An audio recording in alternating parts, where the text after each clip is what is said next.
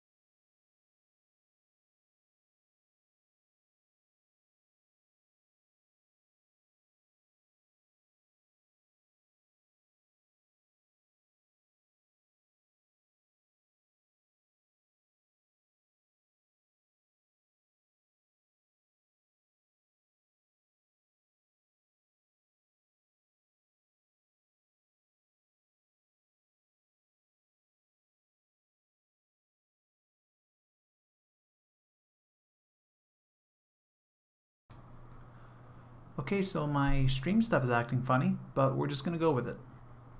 So let's get started.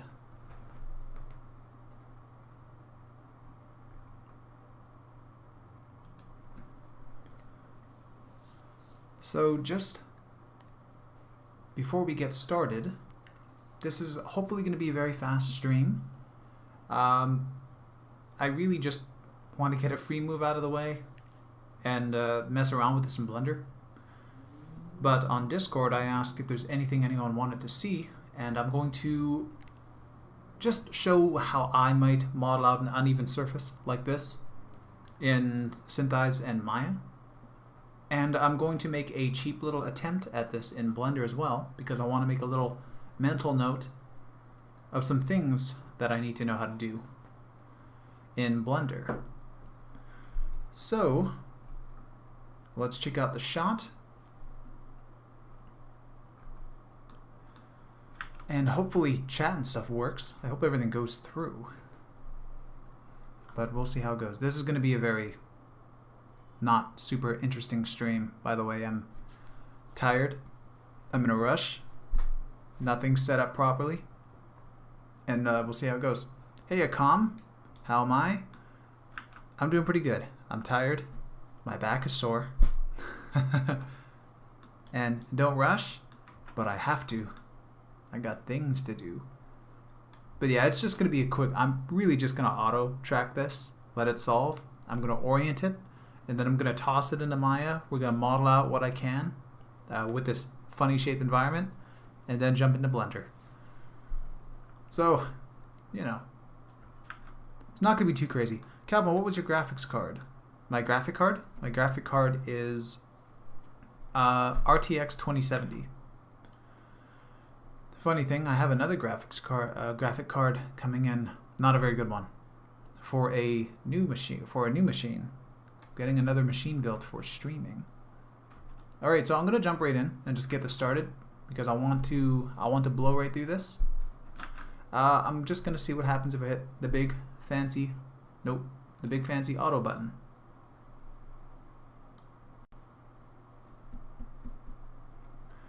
Okay, so that also wouldn't... Oh, it does have distortion. Did I leave that on? I might have left this on. I did a quick test on this earlier to see if it would be fast. You know you can make 5 per day with your card, but mine... I don't want to worry about that. Yeah, that's a... I don't want to worry too much about that. That $5, that 5 a day? Are you saying $5 a day? That's not really worth it. Is that also accounting for the power lost in your utility bill? Yeah, I'm not super into that. Okay, so auto track, distortion's on. Now let's do a Shift C. Let's select some short-lived trackers and some high error fix, and we'll do a solve. Went down to 1.1. So the majority of our red zone errors here at the bottom is mostly coming from the motion blur, where it looks like we have some jelloing, which I expect because it's a Blackmagic Pocket Cinema. I have the same camera, gives me the same grief. So with this, let's pretend that this is solved already. This is just what I want. I want to orient the scene, and what am I going to orient to in a shot that has no straight lines, no like flat man-made surfaces? Well, there is a little water bed down here, and you know, water levels out. That's a flat surface, so that is going to be my ground plane. But I don't really trust autos, not too much anyway. This one looks okay. I'm going to mark a couple points that I think are on that water level. Give it whatever color you want. What's this one back here? Don't really like the look of it.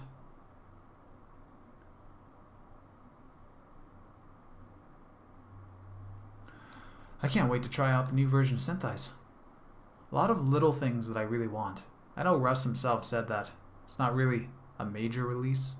I saw him say that on Matt Merck's Discord earlier today. I don't know. There's a number of features in there that for me are just big. Little time savers. Let's try to get this point over here. I was just kind of looking at points for a second.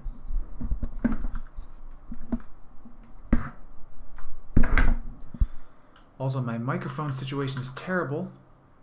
My setup will be changing soon. And the streams will be more planned once I have things more permanent.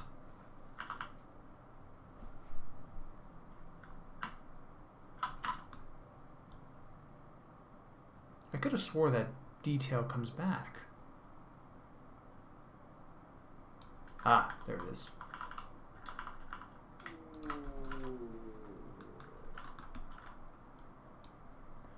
And I don't want that feature. I like the new UI a lot. It's way cleaner. I didn't like it. I didn't like it at first, but I adjusted my preferences back to what they were before, and it's great now. So is it like a mixture of your preferences with the new UI? Curious if you just kind of went and got rid of all the new stuff and then thought, hey, I like this now. Just reverted it back to older versions of Syntheyes. I like the new UI look. I like the spacing. I like that things are divided into their groups. It's kind of easier to pick apart things, I think. Because here, let's say, this is a lot of versions behind. Things are more compact and they're not as individual.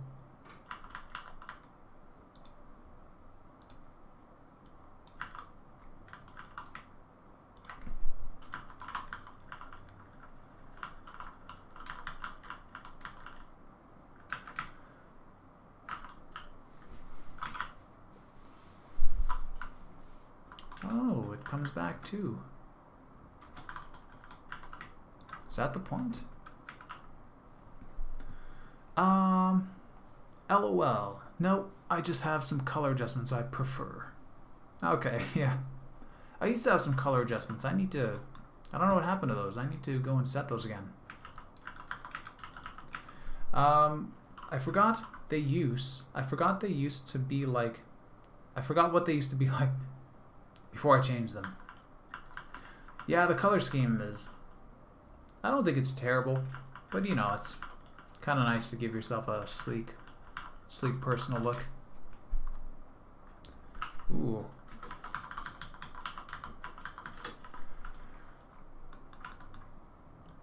You know what? Something I want to try real quick. I'm just going to solve. So, I don't like looking at this plate as it is. If I'm going to, the plate is so bumpy, and I'm just trying to find some areas with minimal effort that I can track. The trackers are having a tough time because they're bumping around, and if I lock onto something, that's fine, but it doesn't help the trackers. So I'm going to stabilize the shot, hit P, go to image prep, and come over to stabilize. We're going to change to filter on translation and rotation. I can't speak. I swear I keep talking worse and worse each stream. Let's go, actually let's go down to 0.8. Nope, let's go down to like 0.4. Get a very aggressive stabilize. Also, we're going to come to adjust and take the delta zoom, bring that right down. Something somewhat reasonable. And now with that and the stabilize on, come over to output, go to stabilize and hit apply to trackers. Okay, so now we have the stabilize and our trackers are now offsetted to match. While it's caching, I'm just going to hit Shift G to solve. Usually 2D stabilizations in like Nuke or other compositing programs is a very terrible way to stabilize because it's this flat translation and it doesn't account for the focal length of the shot. Syntheyes, when you have a solve, it will use your focal length connected to these delta transforms, and it actually gives you like this 3D repo of your plate. So you can actually solve this stuff. See, the plane, you'll notice it's not just sliding left and right, it's actually tilting and it's warping. I think this is cool. Walnut, I just darkened the 3D views and perspective a bit mostly. Honestly, that's all I did too. It's just that blue backdrop. I'm not into that blue backdrop.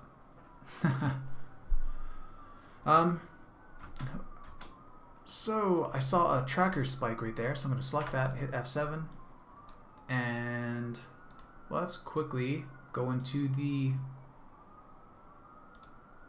velocity.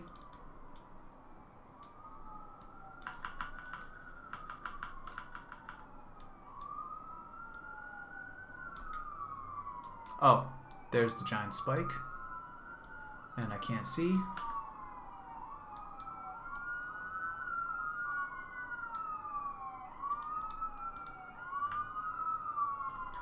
Oh, those sirens.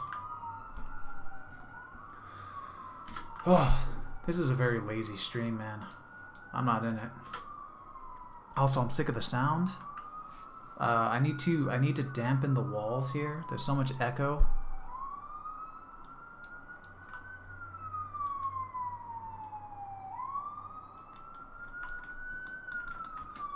Okay, so I stabilized the footage mainly so I can look at the water and track some water.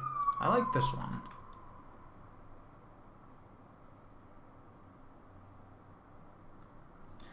Oh, that bit of solve error is not something I want to worry about.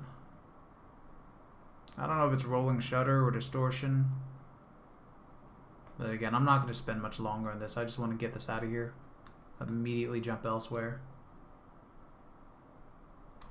Actually, this stabilize. This is a fantastic time for me to do blips.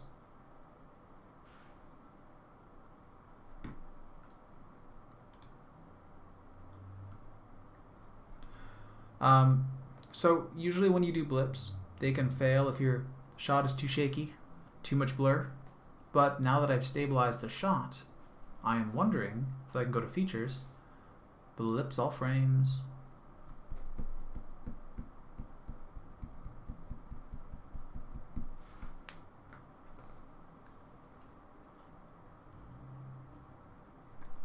Did that do anything? Wait, what? Oh, wow. That was kind of stupid. There we go. So these blips likely would have worked fine without the stabilize, but you know, stabilized footage is going to be easier for your tracker to find its detail. So I'd like to imagine that this helped. Okay. Epic Noob just hopped in the stream. Is Calvin doing an auto track? Shh. Don't share that information. I did do an auto track, but it doesn't mean that you need to point it out so blatantly. Yeah, this shot's meant to be very fast. I'm just the point of this is honestly I just want to mess with Blender. And I'm waiting for like all these parts for a new stream PC to come in, so I don't have anything set up. I still don't have a proper stream set up yet since I've lived here for the past couple of weeks. So I'm just this stream is very lazy. It's not very thought out. But yeah, this is mainly I'm gonna take the shot into Maya, show how I would build and model some of the uneven terrain. And then I'm going to also make a little attempt at it in Blender, just so I can have a mental note of the different methods I need to try and figure out when modeling a scene like this.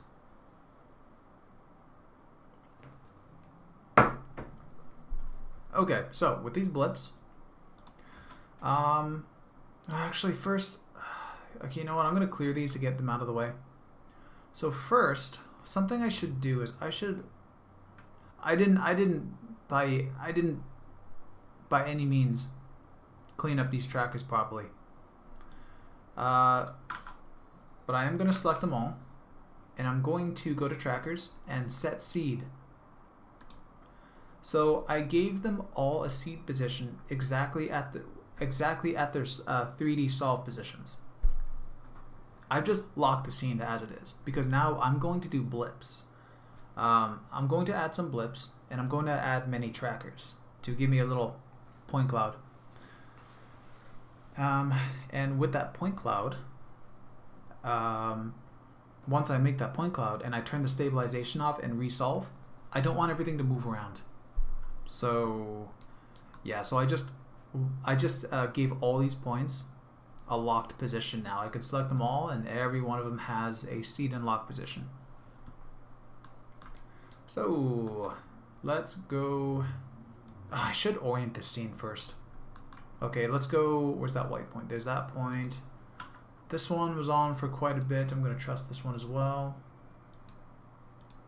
Just make it match. Can't you make the add many trackers 0-way trackers? Yep. I think they're gonna be 0-way trackers. It's just when I mesh it, because I want to work with this as long as I can with the mesh, and I don't want the mesh to move, because you know the 0-ways will update to wherever your solve is when you hit play, right? But a mesh won't follow. Now, what was I doing? Oh yeah, the water. Okay, so what do we have? Okay, I wasn't thinking about that. That's right, Walnut. Know your place. Nah, I'm just kidding. That's terrible. I don't really like this point too much, but I'm going to go ahead and color it white as well. Just mark it. What's going on over here? Nope. This one...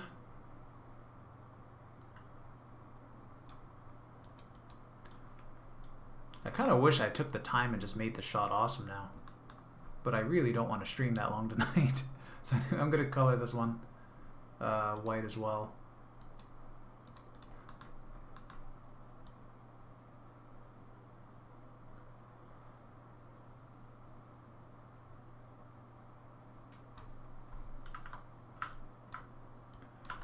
Add my own point down here. Wow, that tracked nicely through the branch, or through the tree, little tiny tree, baby tree. I don't think I don't think I'm tracking the same feature exactly, but again, I'm just blowing through this.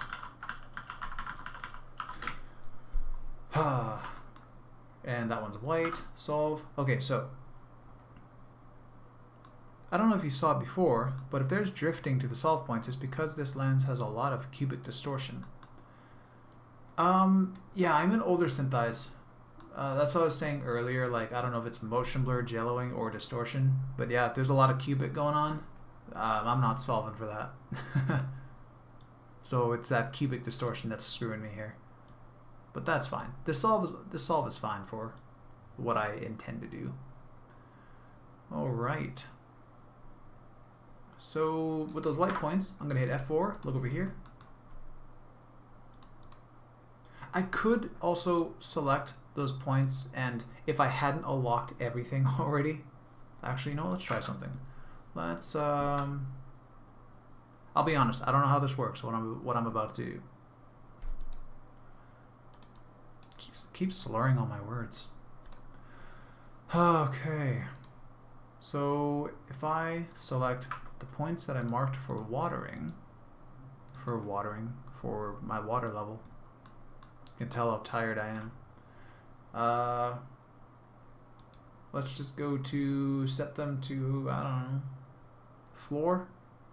See if this does what I would hope it would do.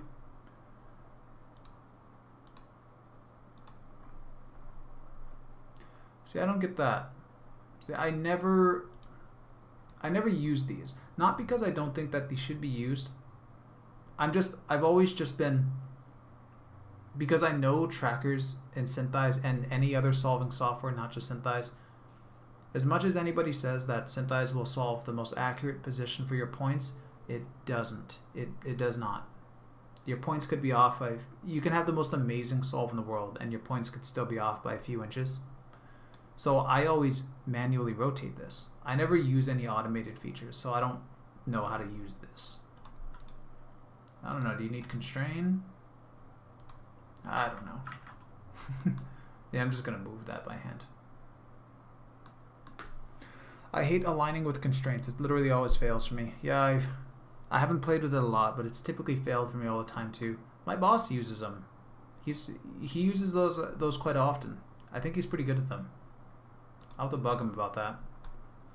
Okay, so I'm just gonna turn off those constraints and let's just quickly take this over here, rotate, and I'm watching the points level out in this view. It's kind of close enough. It's all right. Oh, that's not good. Wait.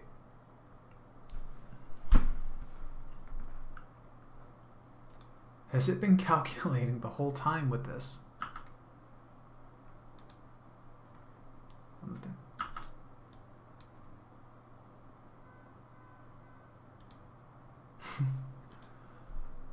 Oh, that's not good. That shouldn't have, I screwed up. Okay. What do I want to do? Do I want to fix this or just go with it? That's so stupid. Why would I do that? Okay, so I left distortion calculating. I should have applied the distortion and then did the stabilize. Now, this is bad. So,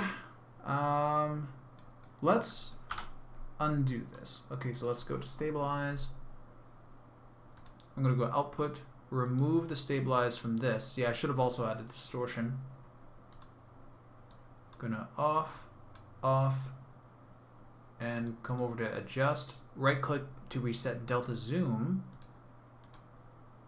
And now distortion looks like it's at 0. I can solve this.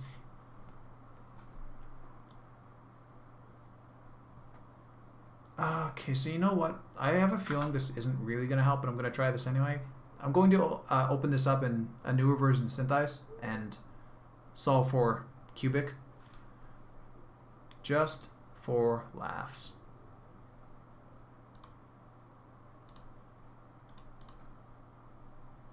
All right.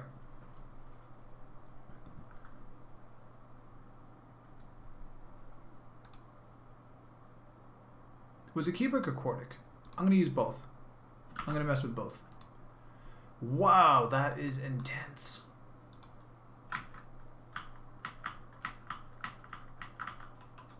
Ah, cubic. Cool. What would it do if I turned on the other one? Error dropped slightly.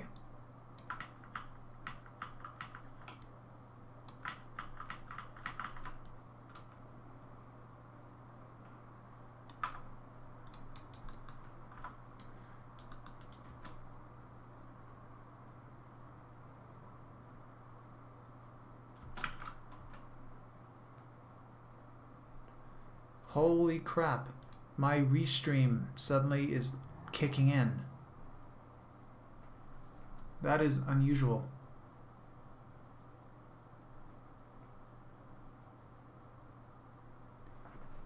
I'm going to try out this camera now. If anybody was wondering what I meant, on the side here, I have a restream is what kicks my stream out to like YouTube and Twitch. It's a reason why I don't get Twitch like new followers and stuff. It's because I'm using restream. But restream, wow, I can't aim this camera at all. Restream just gave me the monitor now. So is it going to tell me what's it's going to tell me what I need to know? Okay, there's 3 viewers there, 1 viewer on YouTube. Okay. Cool.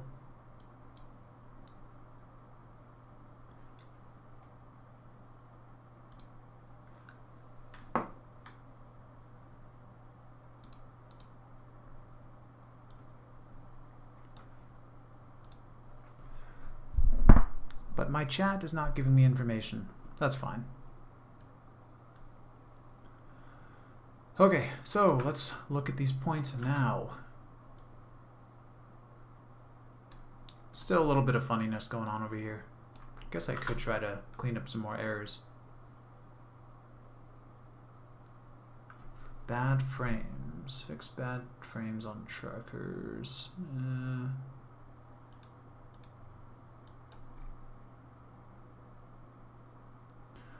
The minimum frames. I'm gonna go higher, up to like 10.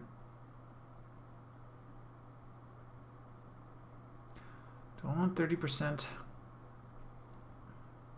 Let's go with 30%. Did I even get rid of anything? Nope. Bad frames is good because auto tracks often just glitch at the end. Yeah, I don't use cleanup trackers because again, I just don't use auto tracks. Bad frames. So what is a bad frame? Show the bad frames in the graph editor by clearing them.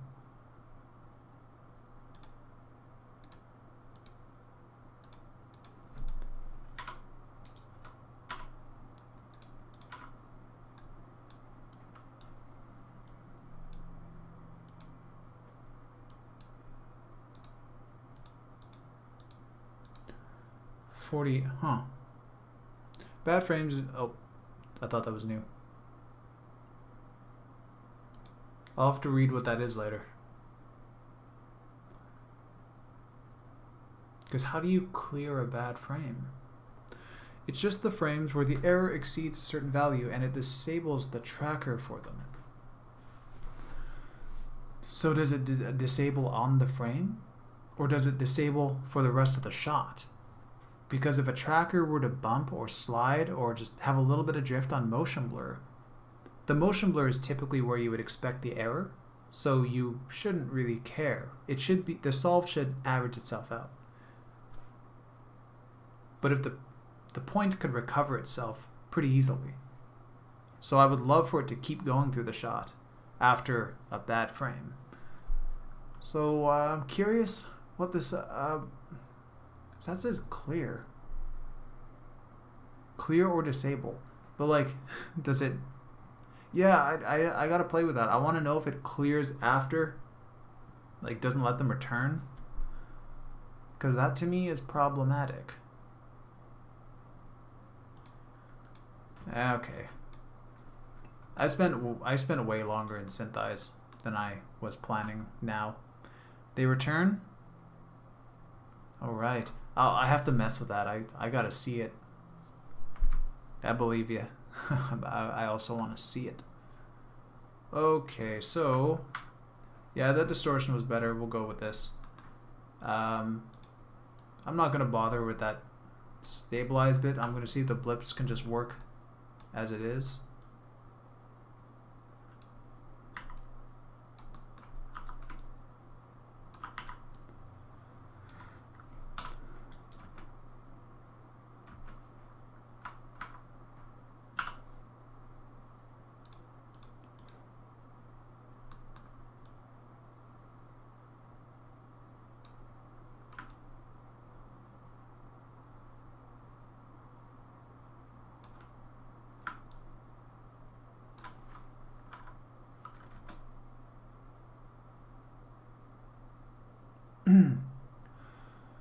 Okay, and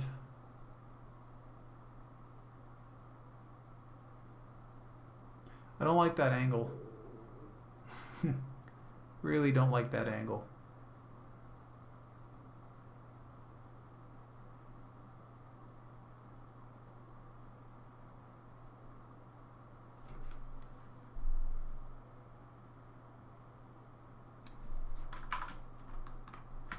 I'm going to put a 0.8 point back here and just see what the point does.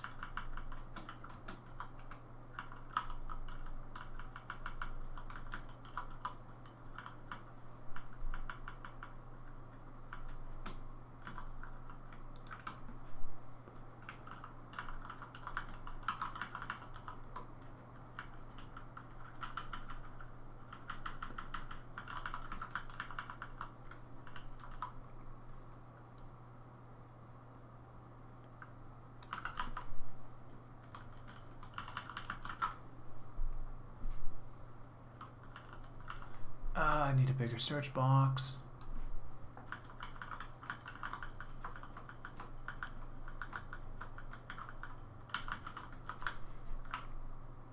Okay, what does that do as a 0.8? Aside from the shutter doing things, that keeps its position decently well. I just was expecting it to really fly out somewhere into space. I'm going to turn off that 0.8 and solve with it.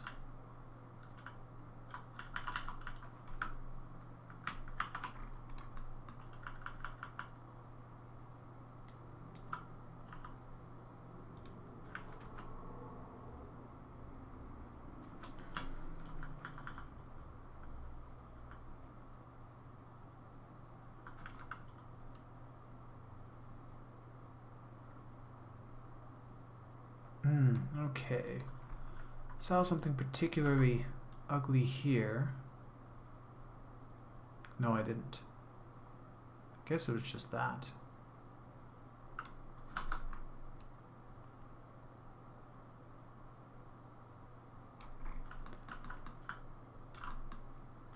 Yeah, that's some jelloing that I'm not going to fix. Okay. So I guess I'm just going to go with this.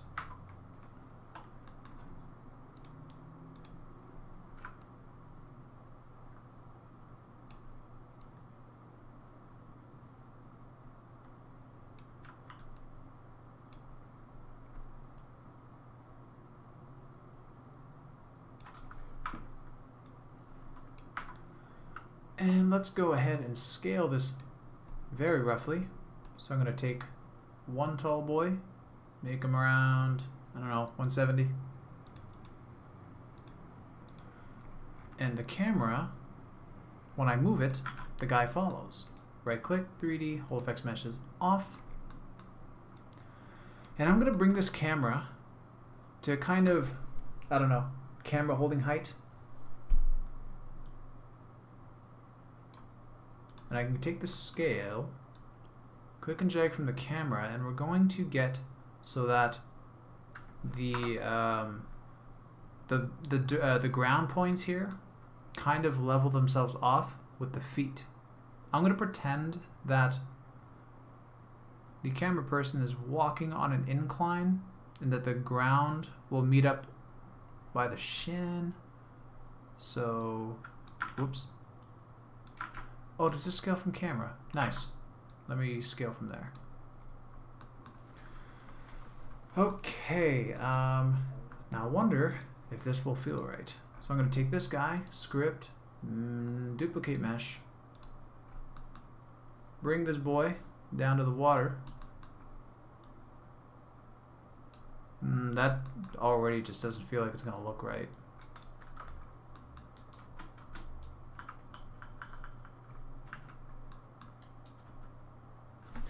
That don't feel right.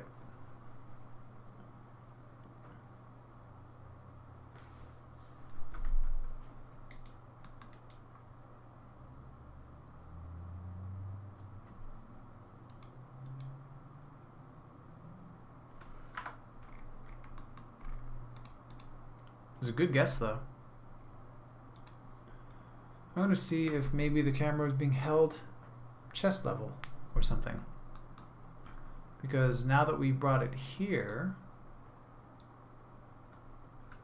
you can see that the scale will change quite a bit.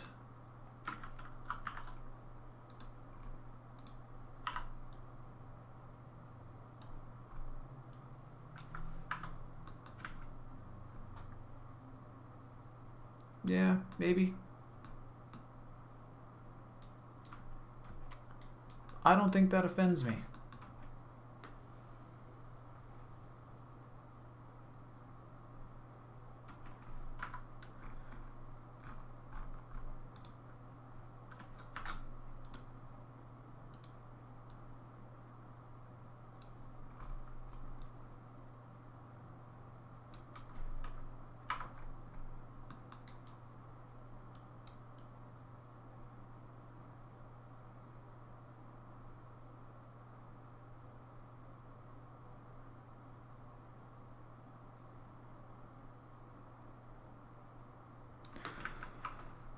Yeah, I don't think that's too bad.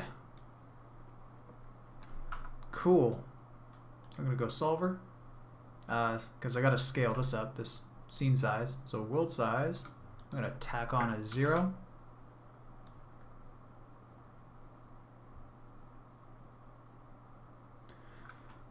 Alright, so let's apply the distortion.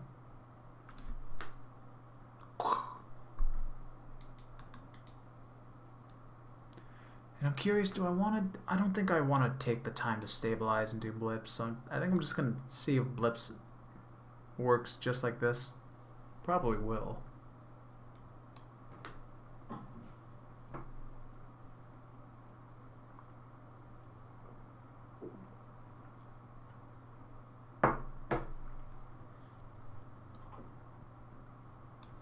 Yeah, let's do blips. Okay, so screw off mesh.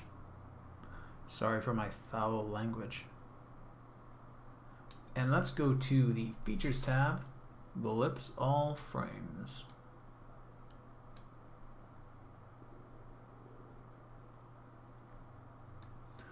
Awesome. All those colors, yeah, they're tracking fine.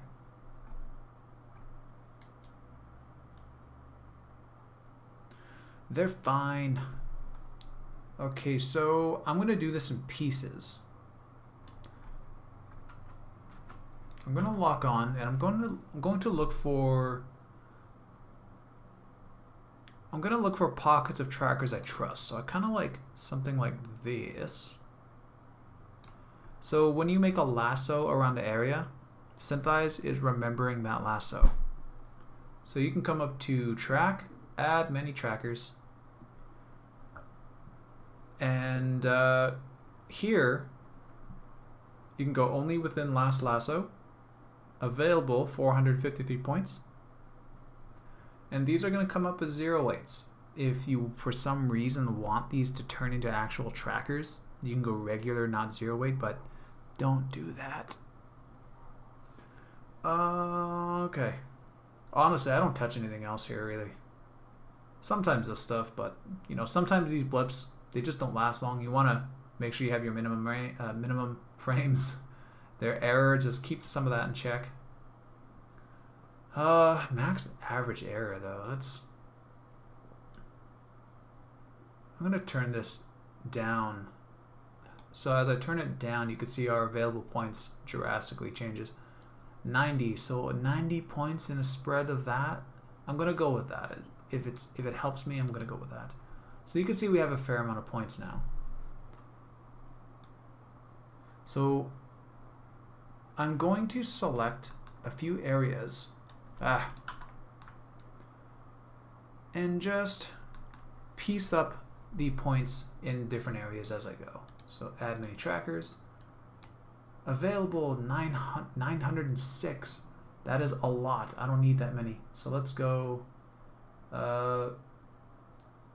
max average error. We can turn that down a bit more.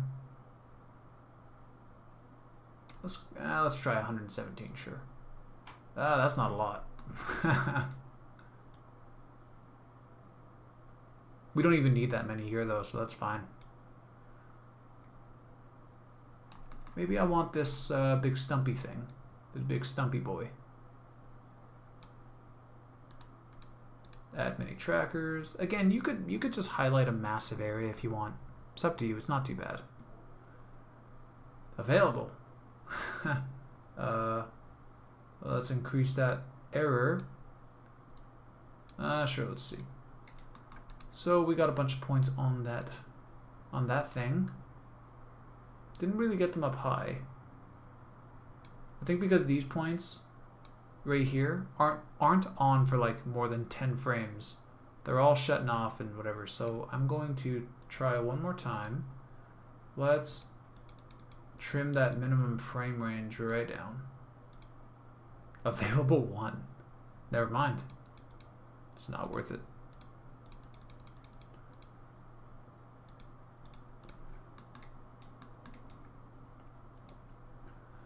Let's see what else. We can lock on to another point. Shift 5. I like this area here.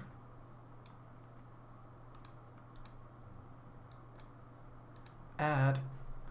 Walnut, I think you have to trim frame range and overlap. Frame range and overlap. Let's give that a try.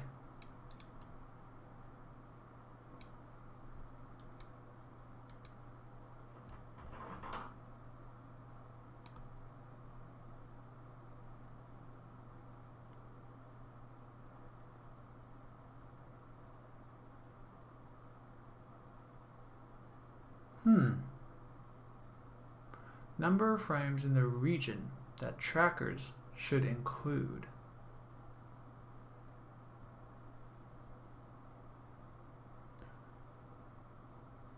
Trim frame range and overlap. I'm kind of weirded out by this.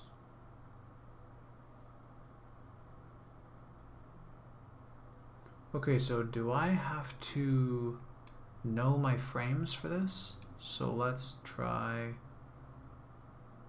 86, 86, 99.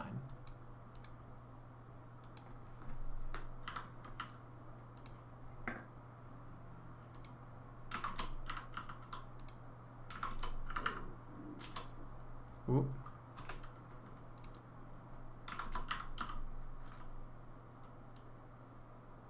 Oh wow, it scrubs as I do this.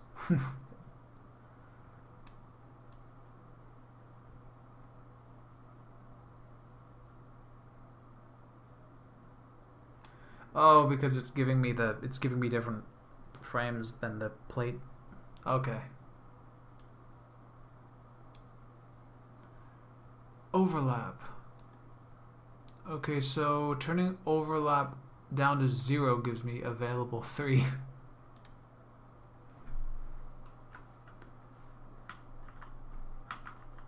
Lovely.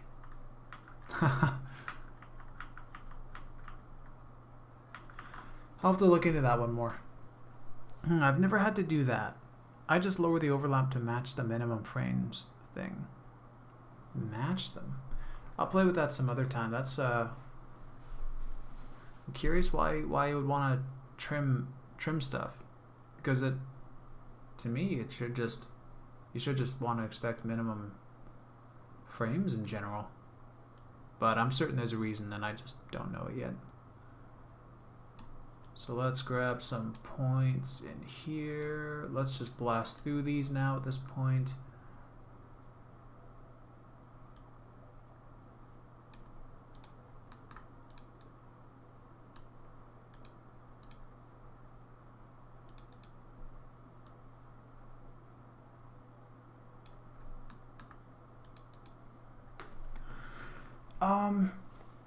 Walnut, the one you did before was at 10 that time. I thought I turned it down to 0.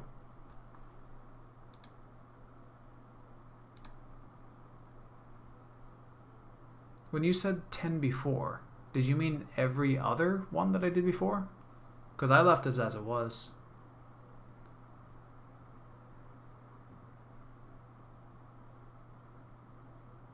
Hard to explain. Walnut, did you wanna did you wanna actually go onto Discord, have your voice come through and just explain it? Because I have no clue what it is. If you want to, you can. That'd be kind of cool. If you don't wanna, that's fine.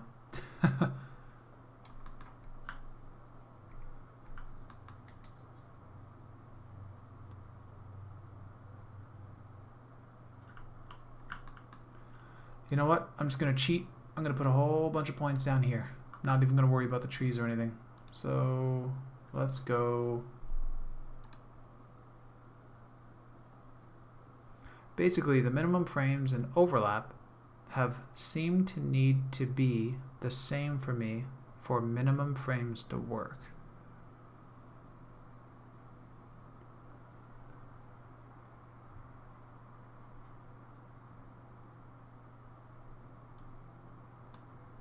I wish I knew what they were, though.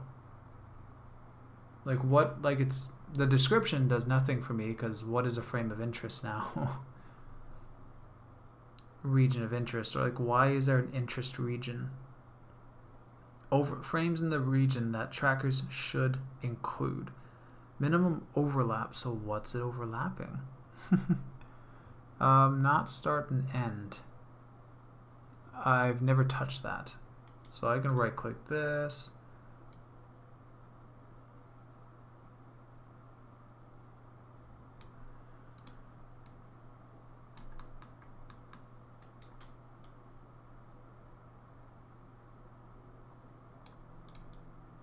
Okay, let's grab this area again.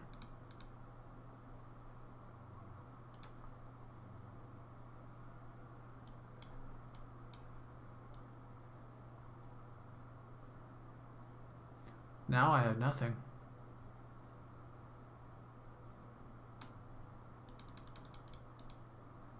There we go. Got some there. 37. So this in combination with this, huh?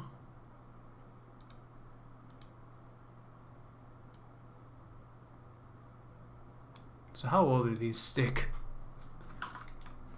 Try overlap 3 and minimum. Oh, yeah.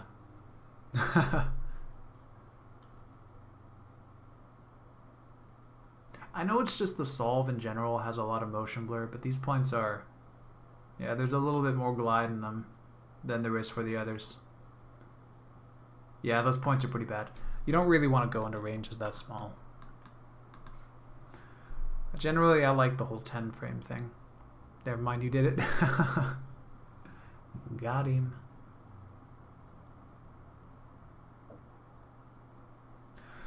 Okay, you know what? I'm going to go with this. I am sick of this. So clear all. Cool.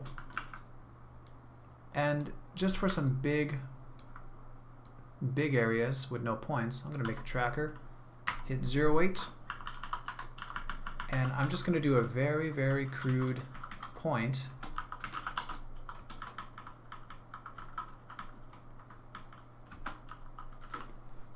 If you see any empty areas, but you don't want it to influence your solve, just put down a tracker, turn on 0.8, start tracking, and it'll already calculate your point.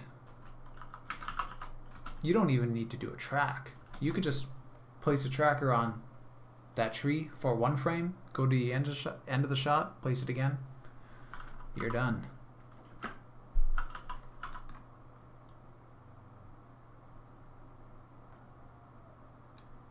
There's a couple of things like this tree back here. I'm going to leave some spaces empty and not help myself in Syntheyes because I want to try something in Blender.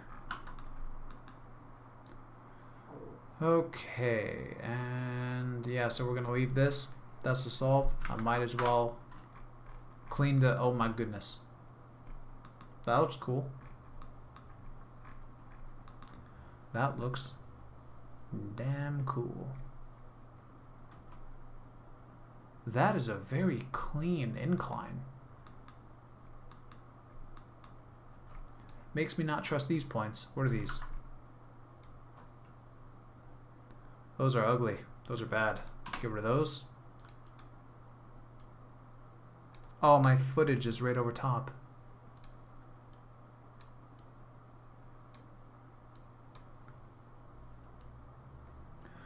I saw those points that I just deleted.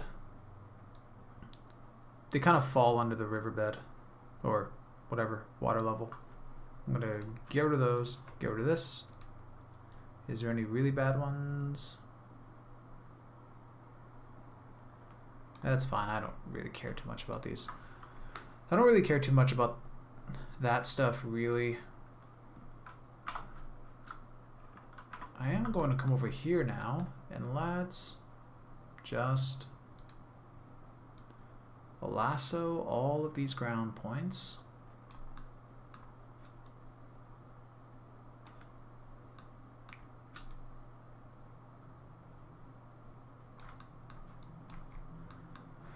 And go to F3, orbit.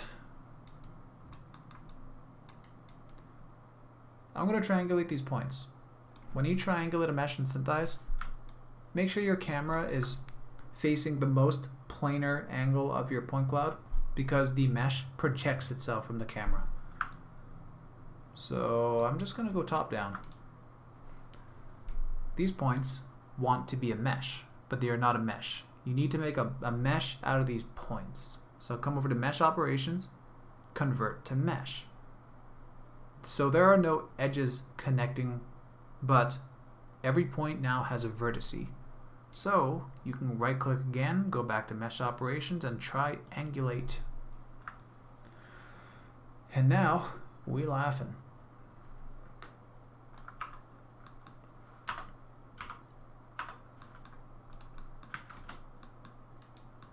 So now we have a pretty cool triangulated mesh. Thank you, Walnut, for the overlapping frame thing, because it looks like we got some cool detail out of the root. Points here are still a little crazy. Like I was saying, like you see that mesh is pretty useless, but it's cool to know that that's what that slider does. I will admit I will likely never use it. Because dropping below frames that low is just so dangerous. So we're just gonna log on, take a brief peek of things, and of course everything is a little choppy, but that's fine. I see a point right here. This point here is floating awfully bad. So I'm gonna hit F3. You know what? I will fix this in Maya, but if you wanted in Syntheyes, you can open up Mesh. You could go Set Edit Mesh. Oh crap, how did I do this again?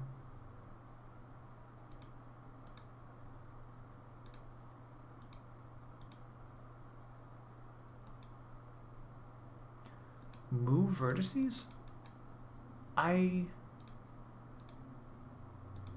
Okay, I did this like last week.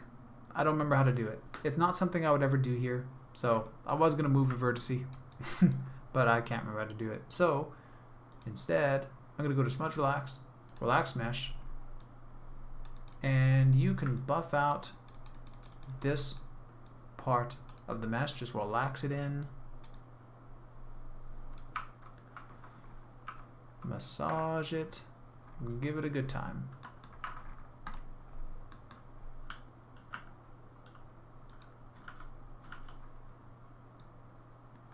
I can't remember what point it was now, but it's not there anymore. Oh, this was it. But you know, you can see it's not there. If you really felt like you needed to buff out some of the bad vertices here, it could be a lot easier though. You can log on from the camera view here.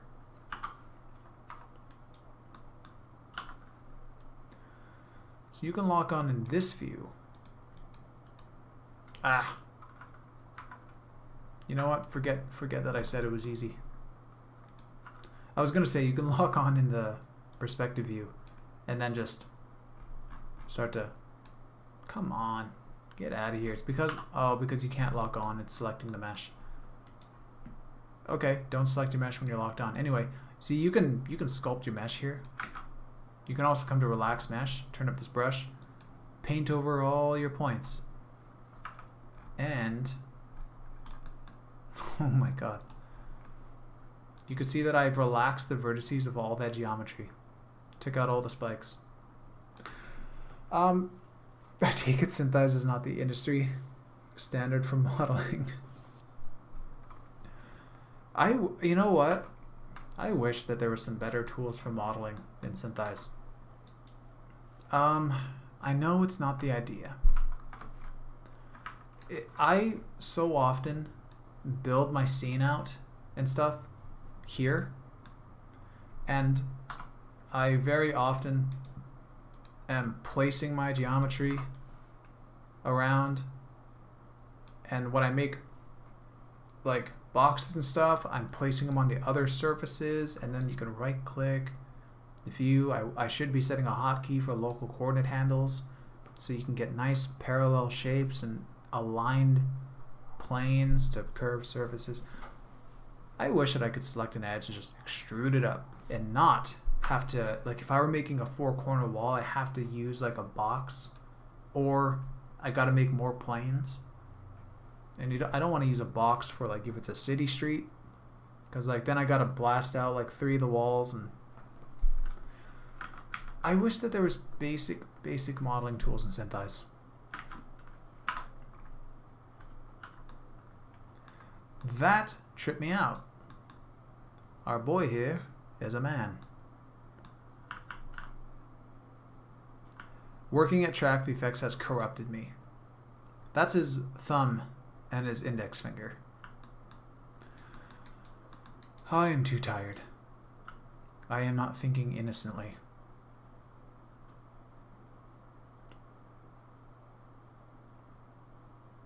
Okay, well, I'm done here. I'm done in Syntheyes. I'm going into Maya. Okay, so I'm going to drag this over here. I'm going to export a file real quick. I'm exporting an alembic.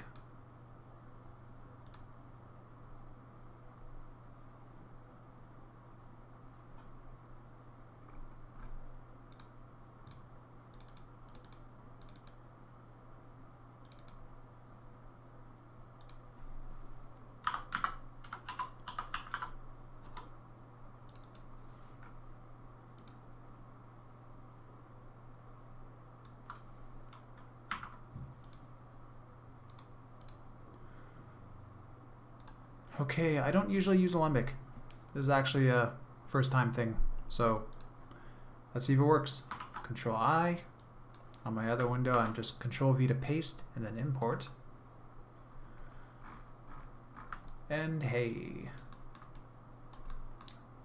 look at all those points. Disgusting.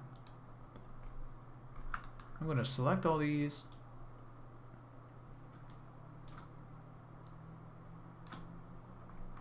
Oh.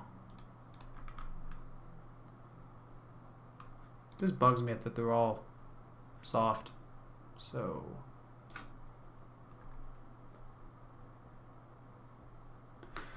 tell me I didn't crash just doing that. I guess there was a lot of them. Are you going to use a Python scene for Blender or Alembic? Python works a lot better for me. I think I'm going to use Alembic. Before the stream started, I was messing around with some imports. I was pretty alright with Alembic. I used to like the Python method because it worked for me. But for some reason I couldn't get it working today. I couldn't run the script in Blender. But Alembic, it just worked fine. So I don't know. I like the Alembic. I'm going to take this same export into Blender. That was perfect timing. When I finished what I was saying and the hang-up finished. Well, that, huh, weird. Yeah, I guess go with Alembic then. Don't tell me what to do. Alright. And camera. Set my near clip to 10, add a 0 to the far clip, so it's not so extreme. This here, oh, I need to export this distorted plate, so just going to do that.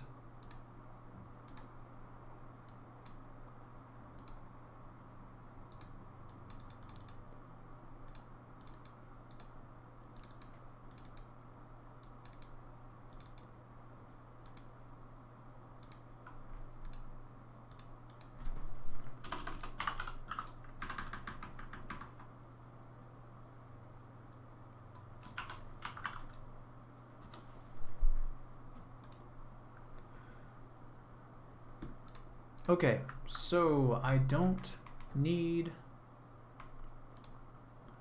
this random plane, this random image screen. So I'm gonna delete that. And let's split the viewport, middle mouse my camera over to this viewport, panels. Oh, I'm already looking through the camera. Yeah, cool. So I have this, and if I come to the top left of the viewport, there's a image plane button.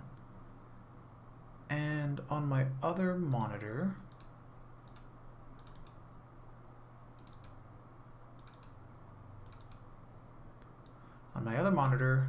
I am navigating for the plate that I exported. There's our UD plate, first frame. And open. Use image sequence, frame cache. I'm just going to crank it up. Actually, I'm just going to tack on a 0. Depth, 1, 2, 3. Give it a few zeros. Lovely. And for some reason it's not moving. Why is that? Oh, our camera started at... Oh, Alembic, you have to start the frame range. Okay, I've never used an Alembic in Maya from Syntheyes before. This is the first. So, I'm just going to move the camera here. So I'm going to go Alt-9, Graph Editor. Also, make sure it's on Create New Scene rather than Update Existing. Oh, wait. Also, if you save the new default scene in Blender, it fails. Also, make sure Create New Scene rather than Update Existing. Oh, wait, this is Epic Noob. Sorry, I missed. I'm missing messages. What was being said here? I was also having trouble with Python script to Blender, making sure to run the lens workflow in Syntheyes. Fixed it for some reason. Also, if you save the new default scene in Blender, it fail. Okay. Okay, so I'm gonna take my camera and Alembic does it via cache. Cool, cool, cool. All right. So I could offset the camera, I guess, here.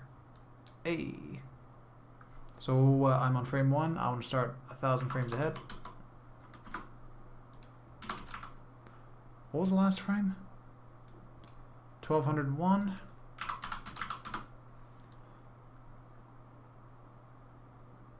Hey, it worked. I think I'm just off a frame. So 1001. There we go. Okay, cool. Cool, cool, cool. So I have this. Now let's select all our geo. Right click. Apply, assign favorite material, use background. Good. Now aliasing. Okay, so also make sure it's on create. Oh yeah. This guy does not need to be here. He is clipping geometry. So let's let this cache for a moment.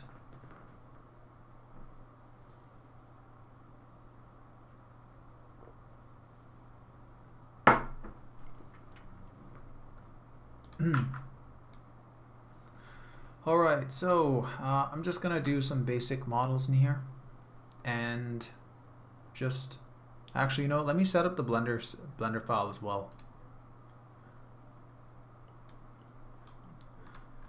Okay, so Blender, I am gonna change the scale on my export because I want to work with his meters. So out of Syntheyes. Oh, one sec.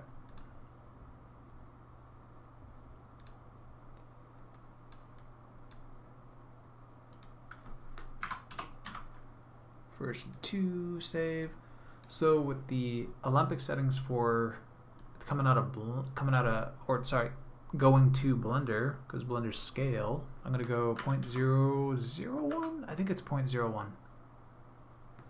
Also the start frame. Man, do I want to do that here? I should just do it in Blender. I'm gonna do that in Blender. Okay, so got that export. Import Alembic.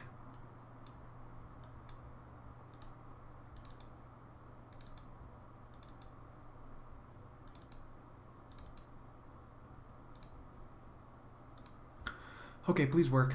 Hey, what a file.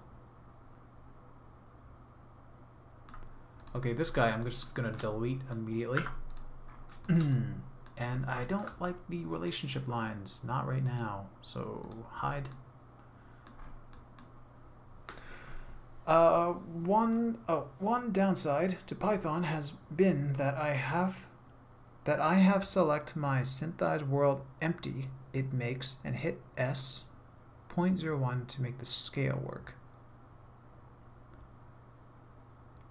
Sorry, I think the wording there is a little garbled.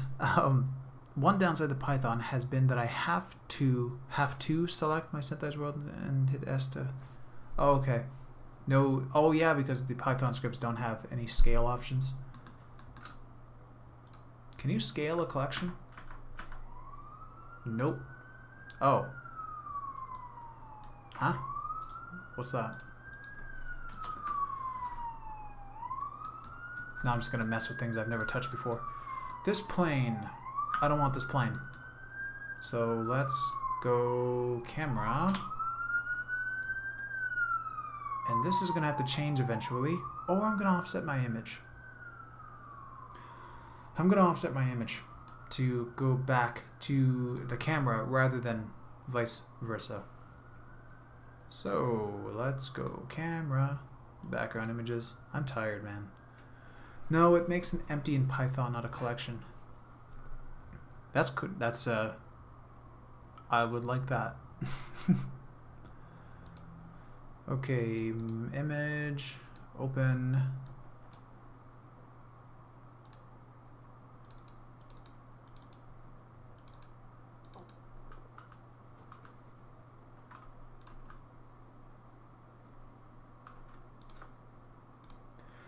Okay, got this open. Let's go.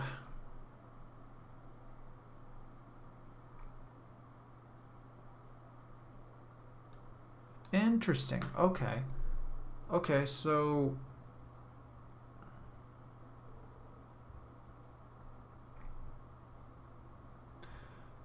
this, okay, so this happened to me the first time that I tried to stream Blender. It doesn't seem to like when the frame range is like 1001. It's not even giving me, why is that? Hold on. So let me go over here. So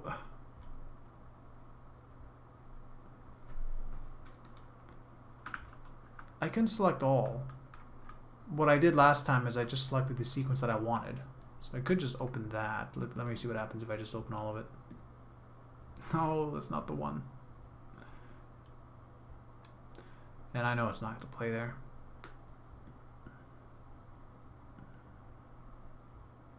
But it's not even displaying. I had this working before and I would get frame. Okay, do I want to export this? Do I just want to make this sequence start at frame 1? I could. Okay, what's the easiest way to do this?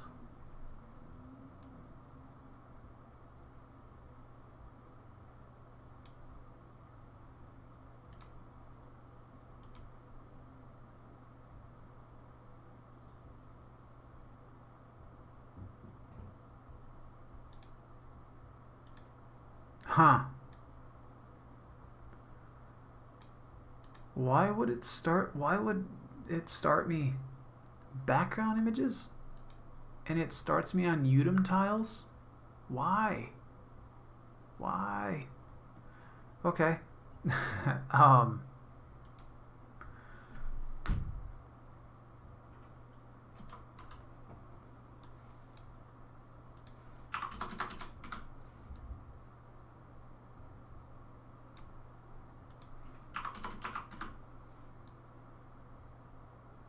Cool. Okay, so I'm gonna go wireframe. I'm also going to come up to the top. Nope, not here. Yeah, turn on X-ray. So we have occluded wireframes.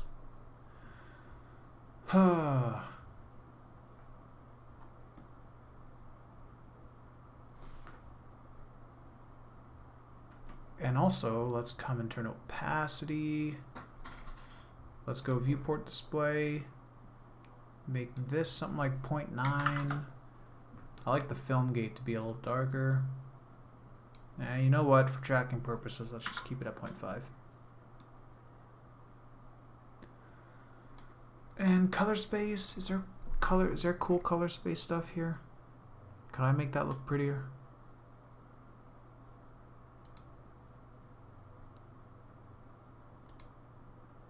Hey, my boy.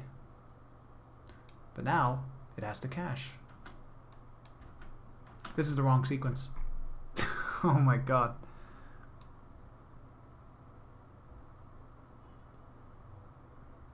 It doesn't even want to play the other. Okay, how do I get to play the other one? What's this? Oh, it's right here. Okay, weird way of doing it. Well, I guess that's not that weird. That's pretty cool. Oh, and I have to offset again. Udemy tiles, Y for a camera background. Image sequence, frame cache is up. Offsets one frame. Oh my goodness. I'm sorry if this is frustrating. Is anybody even watching this? Yeah, I kind of figured it would drop down. There's like 3 people. I don't know if there's anyone on YouTube. I'm not checking. This is overall to me a very terrible stream. I just wanted to mess around. I think it's gonna be 2 weeks. I think 2 weeks. I will have my full setup. and things won't be as crude, and things will be planned. Sound will not echo. My stream UI and overlays and stuff are going to change up. Yeah. It says 5 people, and it tells you 5 people. It says 3 for me. Who's it lying? Who is it lying to? Okay, so now that I'm here. Okay, so we have oh man, I love in Blender that I could just go up here and random color. Look at that. I love how visible you can make that right off the bat.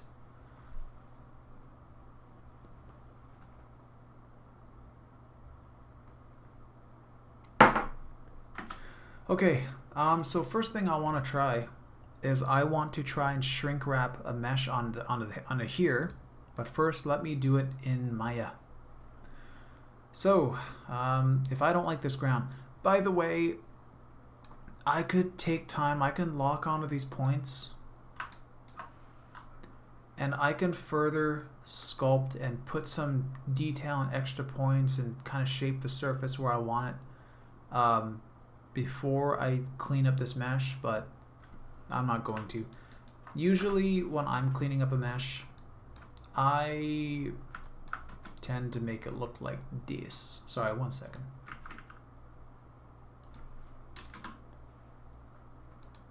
Also, I don't like seeing the image plane ever. And let's go wireframe on shaded. Okay, so how I clean up a ground.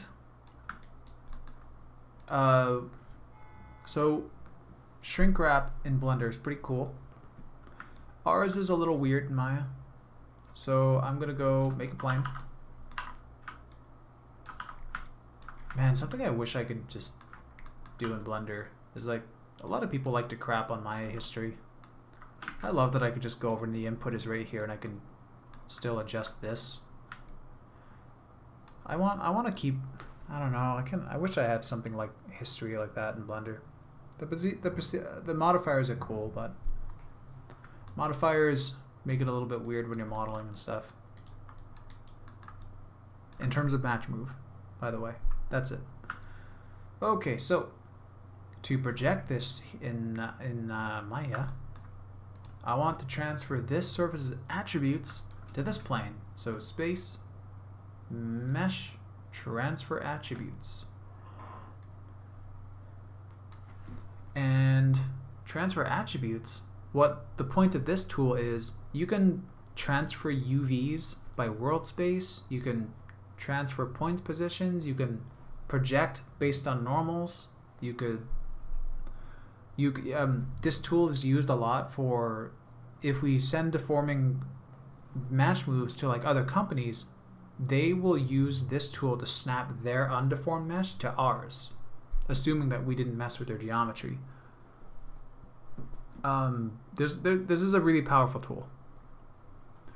So I'm gonna go vertex position on, vertex normal, sure, why not? UVs, there's no UVs, but I'm just gonna turn that off.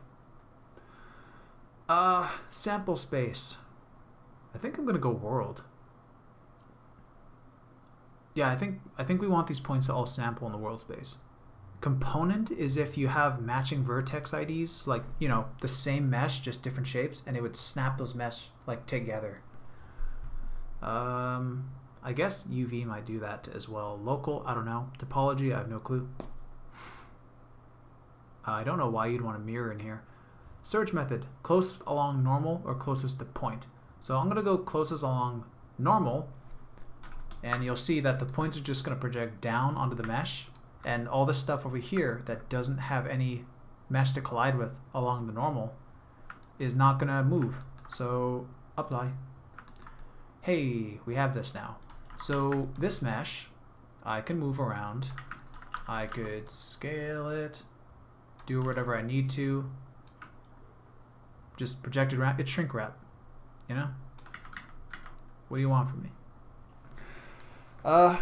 I really want to make those little pop-out windows with the info about the primitive you're adding stay somewhere.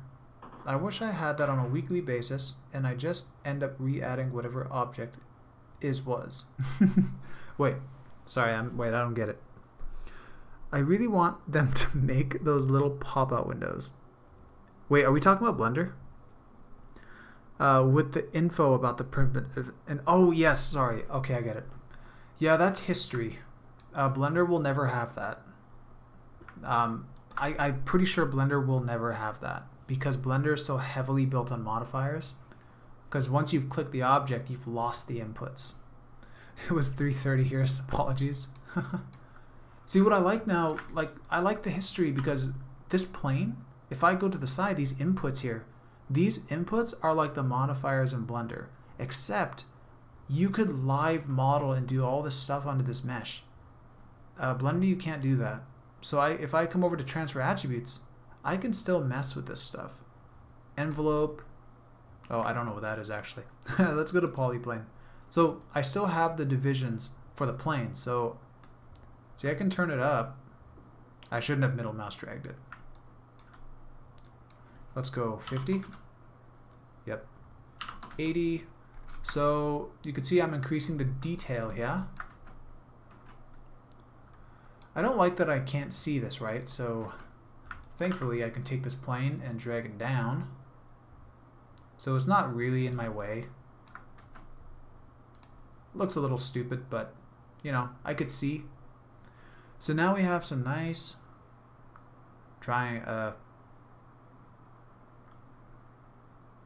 I'm tired. Now we have some nice quads everywhere, and I could, again, I can go to increase the division here still because history. Okay, but I just don't want that stuff. In fact, I'm gonna delete that history. So in Blender, if you have anything, oh boy, I messed up my camera. I don't know how to fix this. Great. Oh wait, I can do this. Haha. So, you know, if you do anything to your mesh in Blender, come over to your modifiers. If you Control A, you applied that modifier. So you see, you actually applied the whatever it was, and now that's the mesh, and you can mess with it. In Maya, Shift Alt V deletes history. So these inputs, when I Shift Alt D, these inputs here are going to go away. Gone. And now it's just a mesh. Nothing special about it. No medal for participation. So now I can go to faces. Bam. Gone. Take this mesh. I'm going to Shift Select, invert it, hide. And let's apply that existing use background shader. Now we have quads. And of course, you can smooth it if you want. There, I smoothed it. I gave it a little smoother surface. But, you know, I don't typically do that. I like to, if I were to have a high resolution mesh, I would actually give it the higher resolution, like as geometry for the clients, not the preview mesh. Oh, I missed a message. Epic Noob, dang, that tool reminds me of a height field in Houdini. Yeah. You know what I really, really wish Blender had? I want this so badly in Blender. I want wrap deforming. So if I make a sphere, okay, swipe. Okay. And I come over to, actually, let's go make live. Now come to quad draw. So I'm just gonna dot down some random mesh.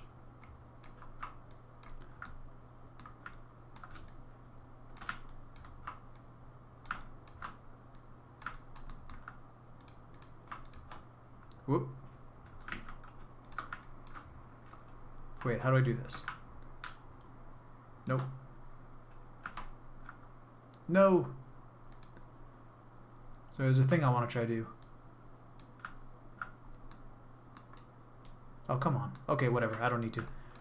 Alright, so if I get this mesh now, turn off make live, I can take this mesh, nope, this mesh, to this mesh, deform, wrap,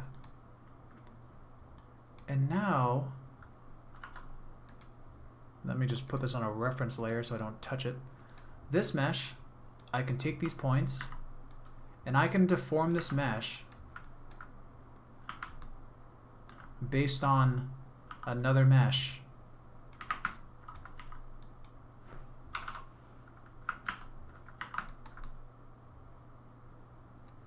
Not really a good example to show it on, I know. Also, what do I have symmetry on or something? Why is this moving funny?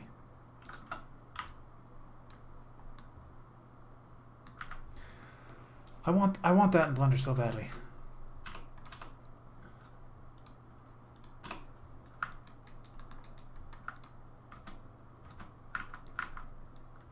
Okay, so anyway, the ground, you could pretend that I extended the geometry outwards. I made sure some of those little hills and mounds were there.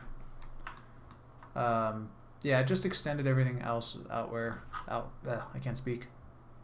Let's go hold tab and do a little paint. Actually, why am I selecting like this?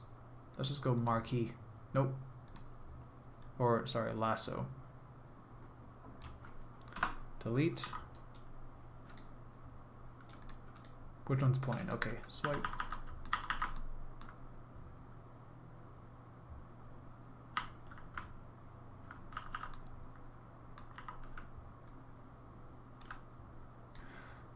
This is such an ugly scene build. I think I'm gonna have to do a proper stream about a complex bit of environment like this. I think I have to take this seriously on another stream.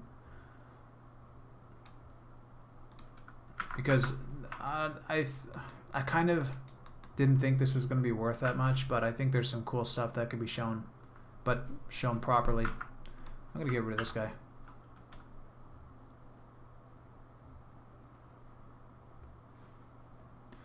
Okay, so let me quickly try Blender now and fail, because again, the point of this stream was I just wanted to mess around. So Blender, camera. Okay, so this mesh, I'm gonna go make a plane.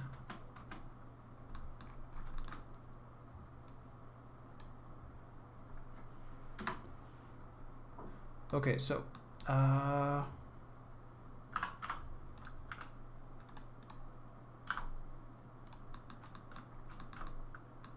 I disoriented my camera again. There we go.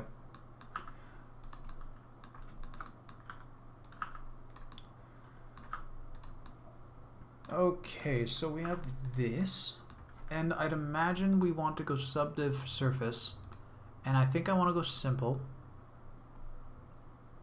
and local viewports. Let's just for now try 60 subdivs. Is it freezing? Blender, come on. It locked me at 11? Why?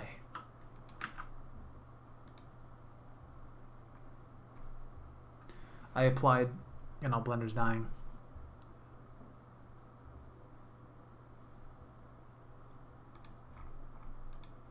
Okay. Weird.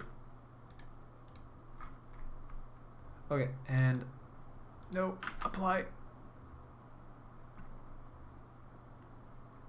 Come on, just apply. 60 is a crap ton, isn't it? Eh. Not really. That's weird. Why is it shaded?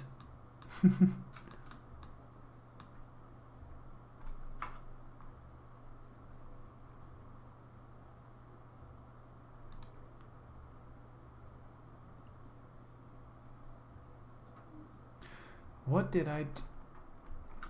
Whoa. Is that what I think? Okay, 60 should not have... Oh my god.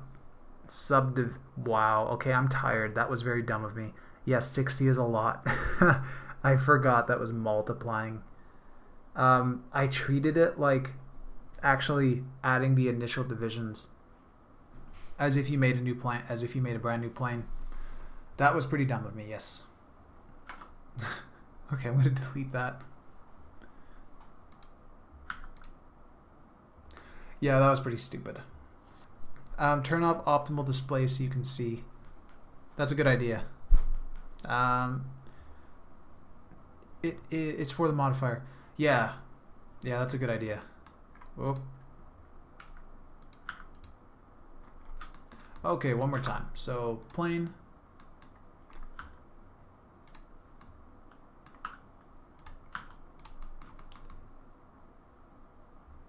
Okay, and subdivision. I should have just hit the control thing, whatever. Simple. Okay, let's just go with... let's try... Oh, no. 9?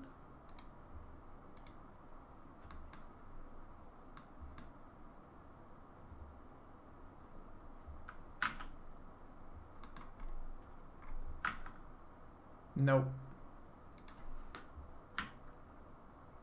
I don't add divisions this way, clearly. So I'm just... You know what? That's fair for now. I'm going to bring back that modifier and hang on to it. Now, let's try... So does shrink wrap just work like this? I'd imagine shrink wrap is easy. Shrink wrap. Nearest point to surface. Target vertex. Oh.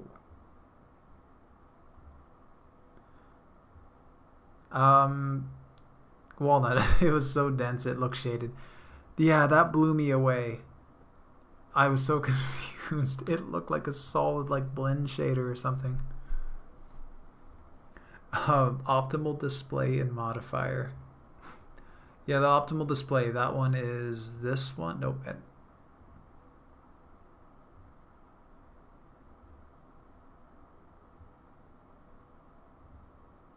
Huh?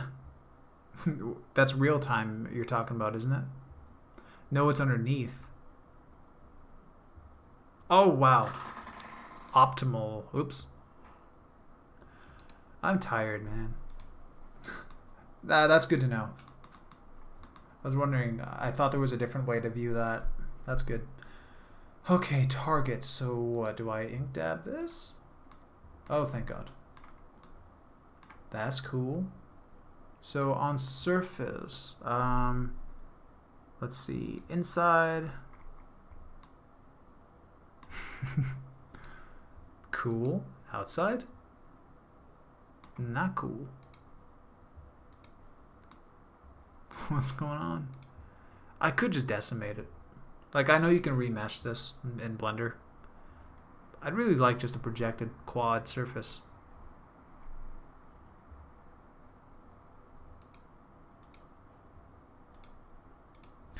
Oh, wow. There we go. Target, normal, project. What?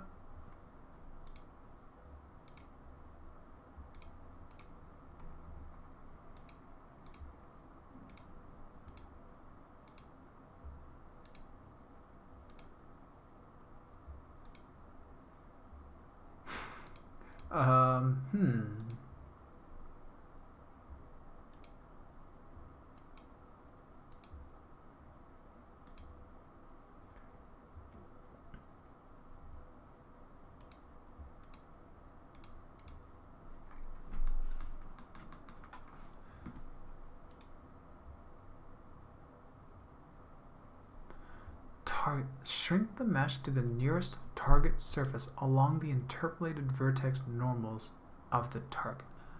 There shouldn't be interpolatedness.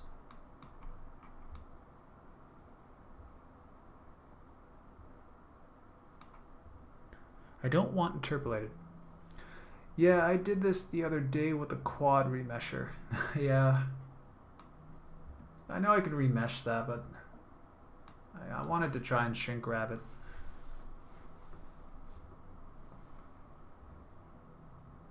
You know, I'm gonna hide that for now.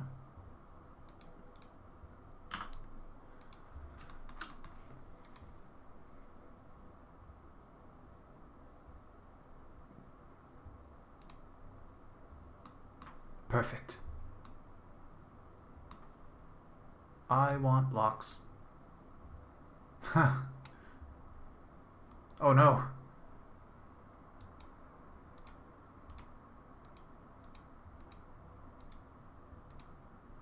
Yes. Don't use that remesh, it's not very good. What are you talking about? I got blocks. Okay, what's the better remesh?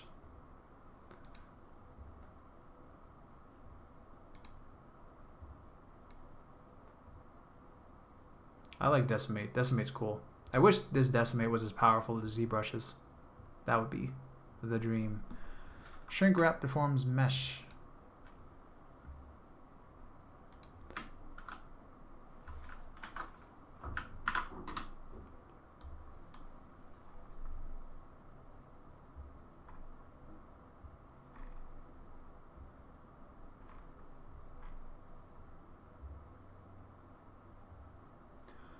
First, I wrap it around simple deform modifier, and shrink wrap. However, the shrink wrap deforms the mesh.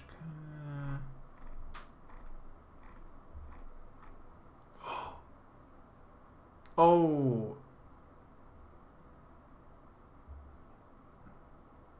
I forgot. You do have to clear some transform. You have to freeze some transforms in Blender. Okay. Let's try that again. Oops. Was it Alt-H to show?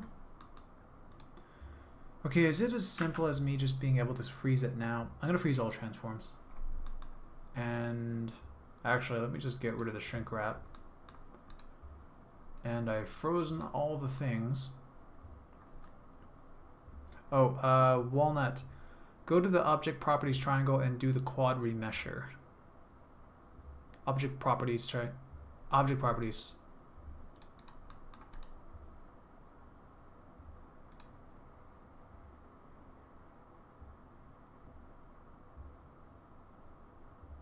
Was that wrong to go here?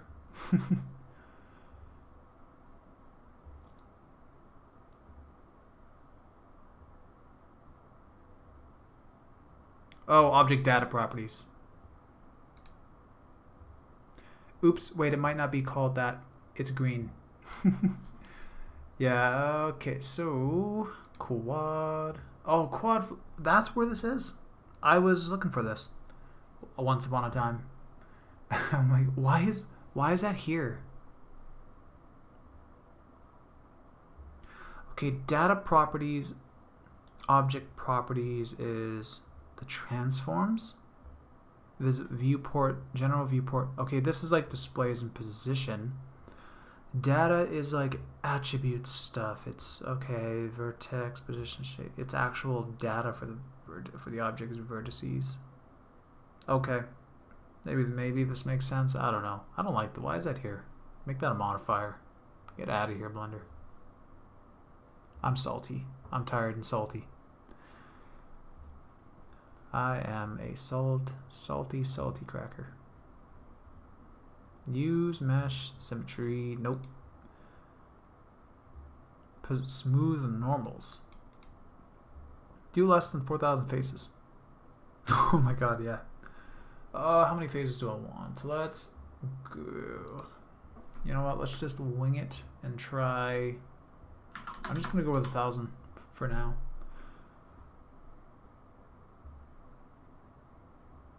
And I'm gonna mess with that later.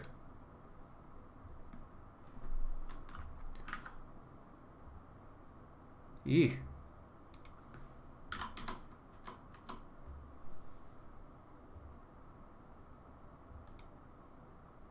Preserve mesh boundary, please.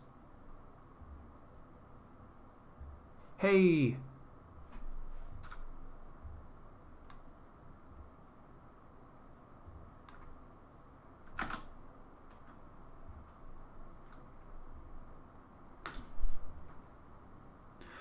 Walnut? That is beautiful. That looks nice. I like that. Kind of a weird shape. I'd like to control that if I could. But I guess I can't, because that would defeat the purpose of quad flow. Unless it's like Z remesher where you can draw guides.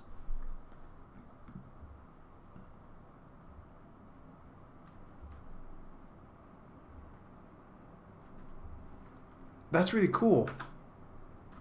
That's easy. Ha, yeah, I was doing this just the other day. Wish the shrink wrap worked though.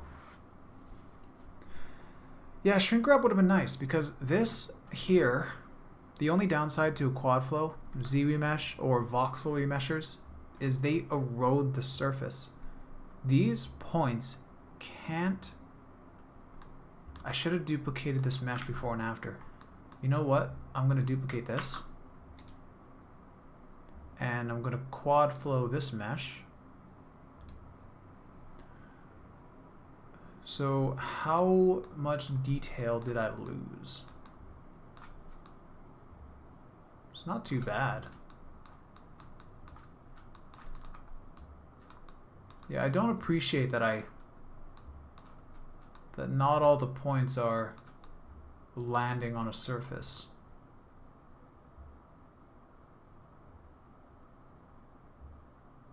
They're pretty much on the surface. This actually is pretty good. Yeah, this is actually pretty good. This is really good.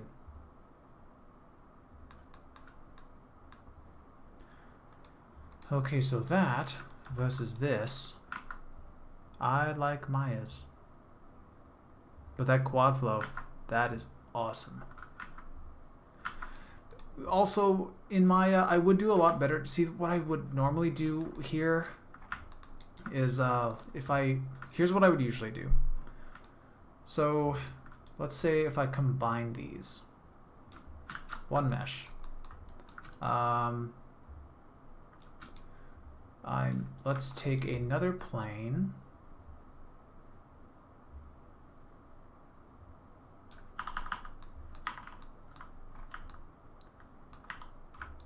So if I was paying more attention to this, like, I would try to go to a top view.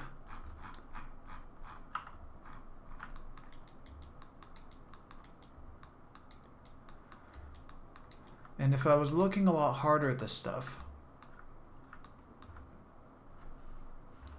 Wait, sorry. I can take this right down for this plane, and I did that because I want to make it live, and now I can quad draw. So quad draw, I am just going to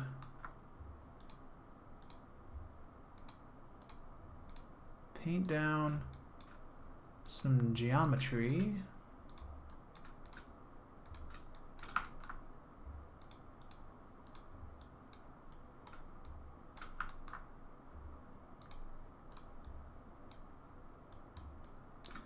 Man, I wish Blender's retopo was more like quad draw. Love quad draw. The retopo thing in Blender is just not, well, it's nice. It's pretty nice. But man, it's weird.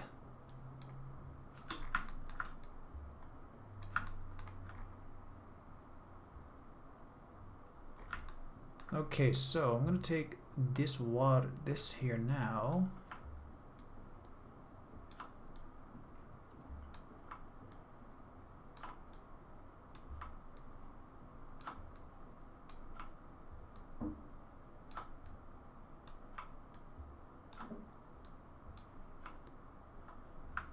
The retopo flow add-on Blender Market can do it, but downside is I actually don't like it. I saw the retopo flow.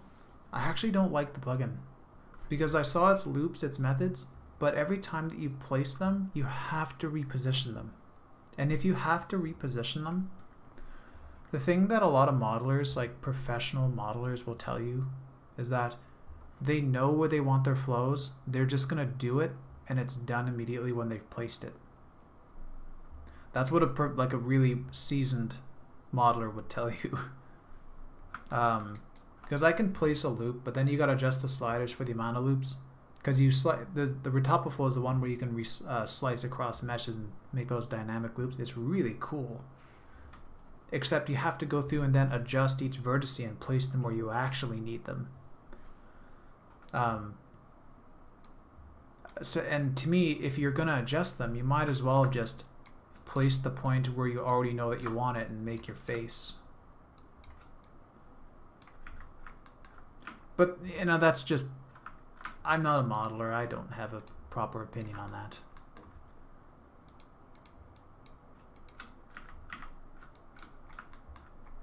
I can't remember how to drag my quads. I can do quad trails here. Anyway, I was going to say, so... I'm still being sloppy with this. Whatever. Sometimes I will make some geometry roughly like this, and I would take just the divisions I want, like this, and I can add divisions to just these faces.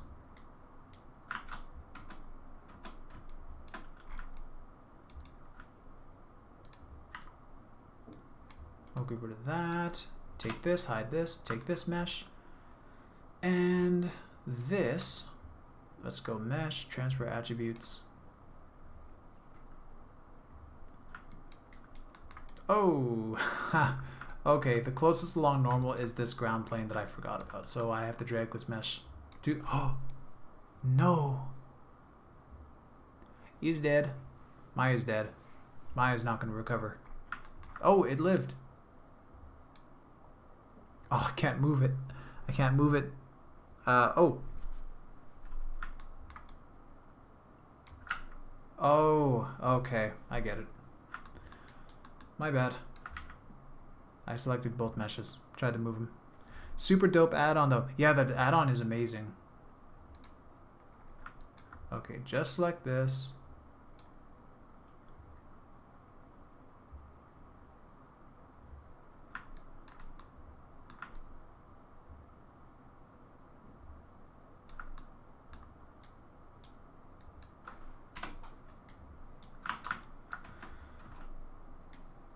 Okay, anyway, so get rid of that. So sometimes, so that's what I would sometimes do, is I would control the flow myself, and I would actually make the direction of the hills, and then I would subdivide certain faces like so, and just, because as your mesh is so dense at one point, but the further it gets out into the distance, you don't want all those polys. So I will actually just do a rough, my own topology, add divisions where I think the detail is needed, and then project it all down so that I'm not cluttering everything. Like, you know, if you have 1,000 polys up here and then at the back it just looks like a solid shaded object. Don't want that.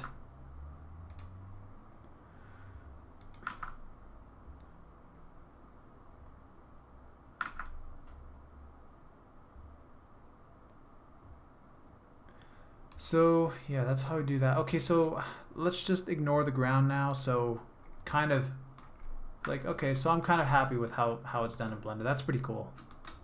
I'm probably gonna do it like this. Thank you for helping me with that, Walnut. I like that. So I'm gonna get rid of this. And I'm just gonna get rid of the tri-mesh for now.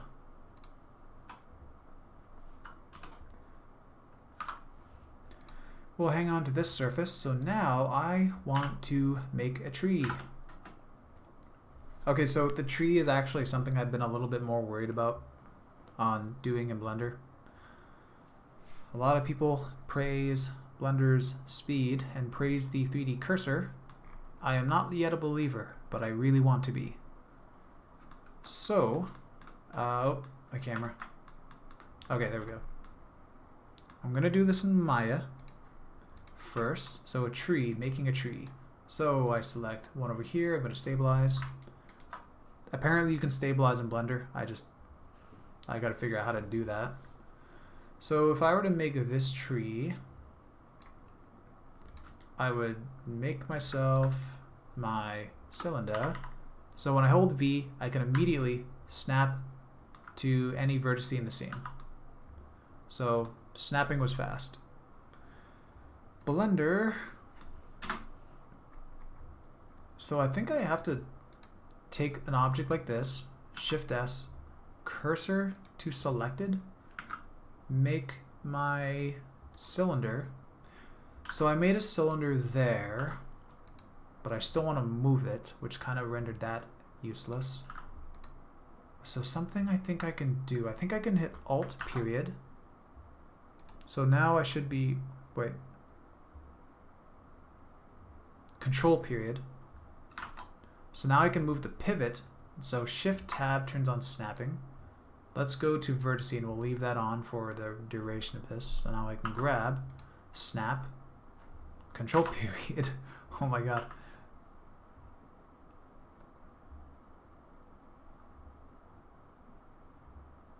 Wait, why is it not just, why is the origin not snapping to the,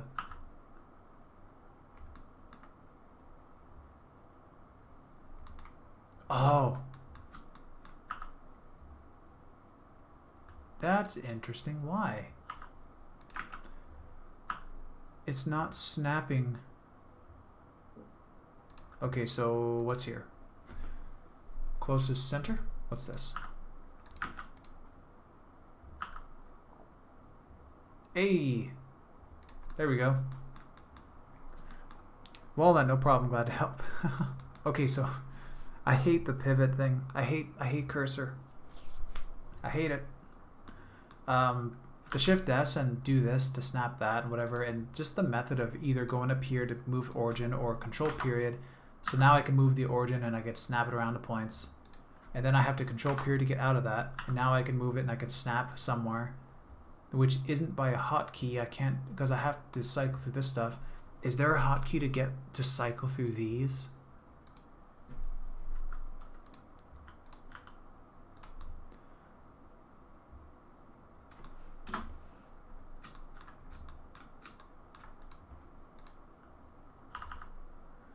Oh man. Okay, so I don't know how to stabilize in Blender. This is gonna be bad.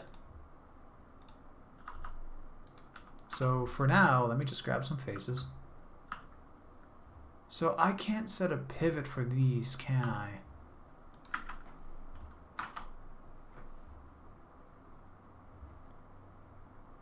How do I rotate around the cursor? So I go right click, and if I want to rotate around the cursor, Alt R, nope. R, nope. Okay, how do we do this? Global, cursor, nope.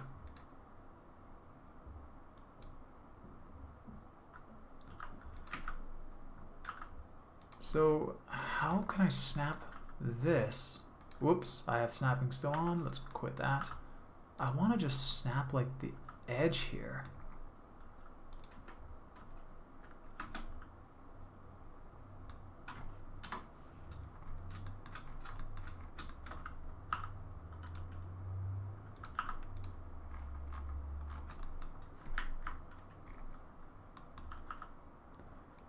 These points are terrible, though.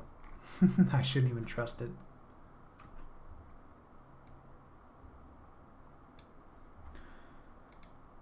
So with Maya, so let's put on use background. So to do it here, so you hold D and now you're moving the pivot, and then you hold V, snapping to a vertex. Snap there. Now I'm already I'm already rotating because I moved the pivot. I'm already rotating around the object.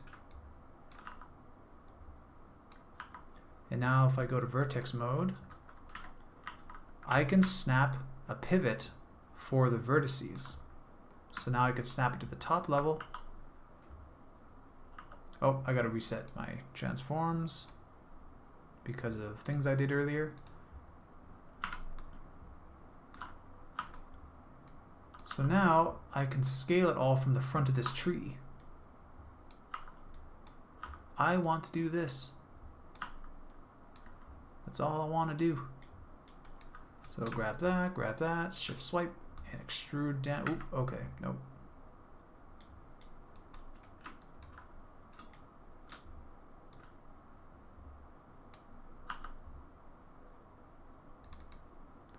Why am I messing up my pivots?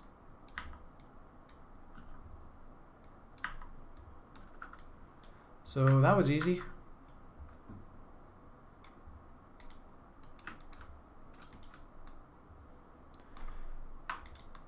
Like, I like extruding and all that stuff in Blender, but it's the pivots that I just want so badly. Like, look how fast I made that tree. Let's make another tree. Cylinder, snap. Also, let's turn the inputs down on this one. That was a bit too much. All right. Material, snap.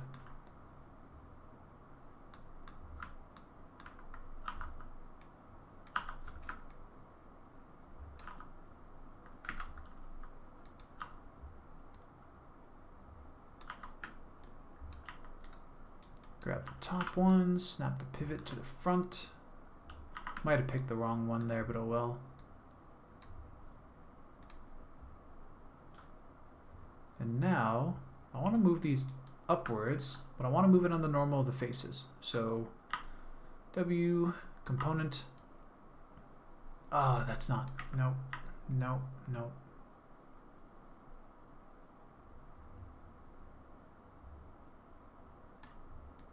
That's fine. I could deal with a little bit of not nicery.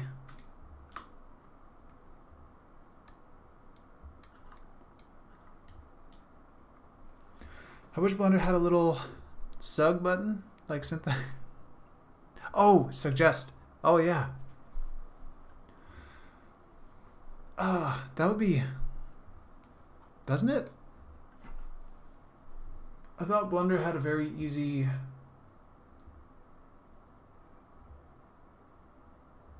support. Oh, I don't know. I thought it somewhere. I know there's something somewhere. Blender has something really easy, and they're so active with it.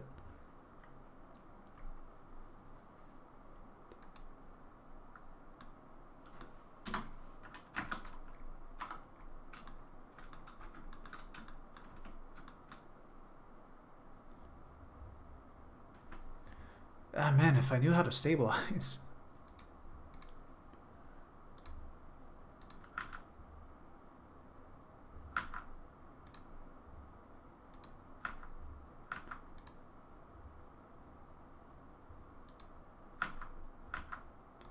Oh no, I screwed up my Maya.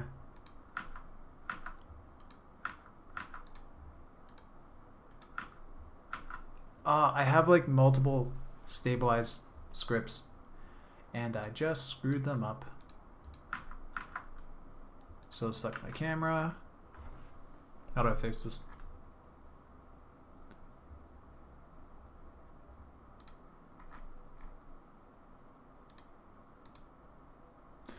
Interesting.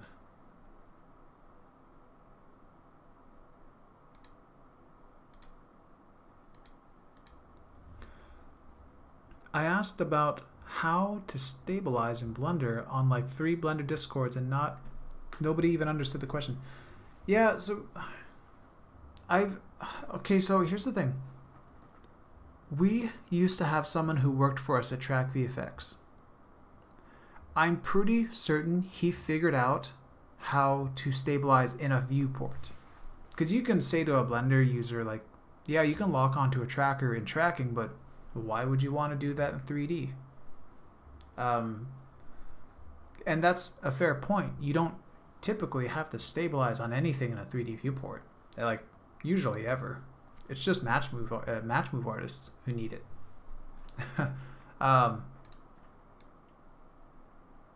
But yeah, that's yeah, I might have to reach out and bug that guy. He was really really talented. Why did I? Oh, man, I screwed up. Why did I screw this up? What is locking my camera now to the stabilize? I'm gonna select this. There's a double layer of the stabilize now. Oh, I did it. I'm a genius.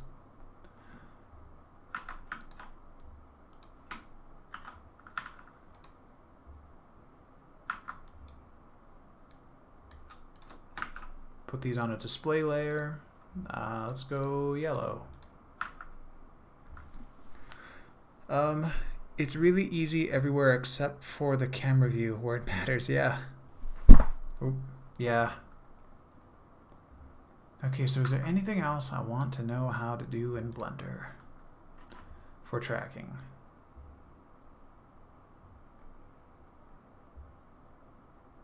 I guess I need to know how to play blast.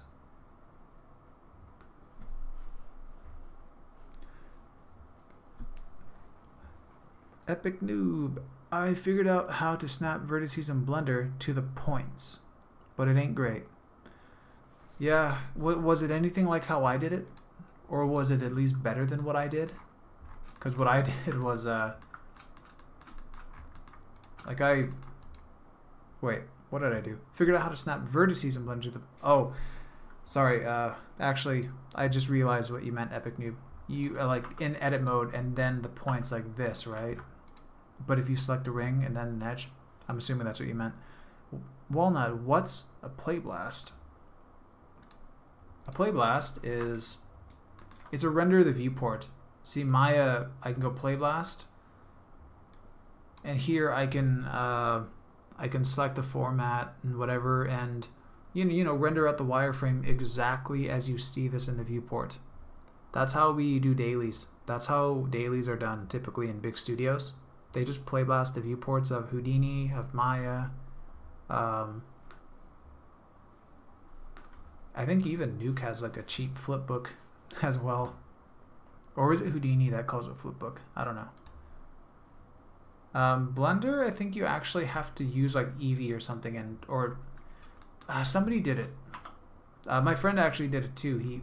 He figured out a way to do a play blast out of Blender. It wasn't great.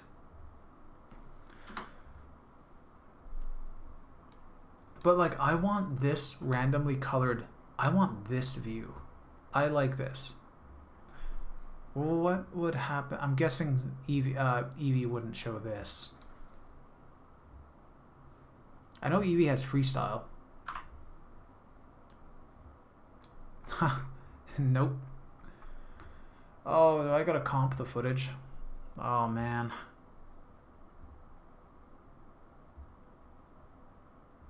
It's not worth it.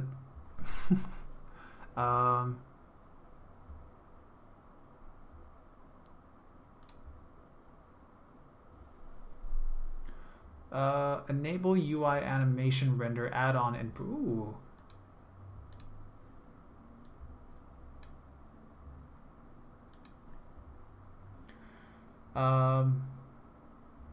Sorry, let me just catch up.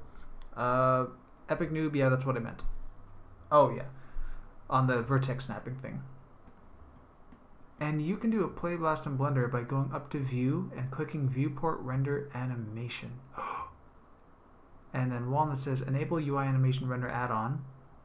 It renders your full Blender screen, but you can crop it. And then Epic, you can do a play blast the way I mentioned up there. Yeah, let me try. Let me try the, well, let me turn on this one just for now.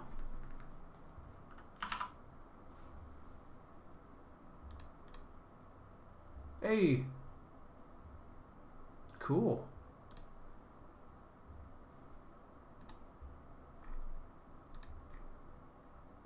That's cool. Okay.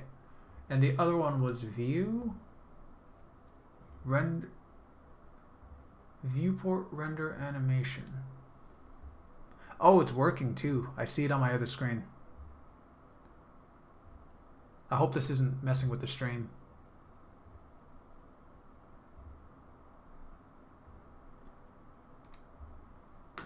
it's messing with the stream at all, I'm sorry. Because I can't tell if it's... I'd imagine this is a CPU thing. I guess, I don't know if it would be. I don't know what Blender's doing.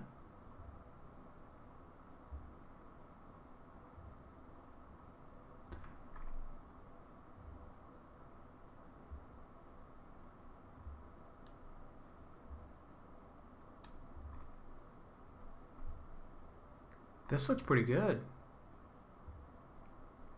Wait, did I just stop it? Oh no.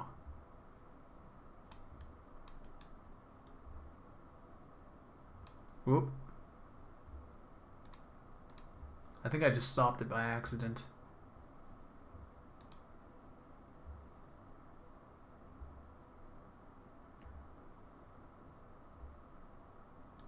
Okay, that's good to know. UI render screen capture delay. How much time to wait in seconds before capturing each frame to allow the viewport to clean up?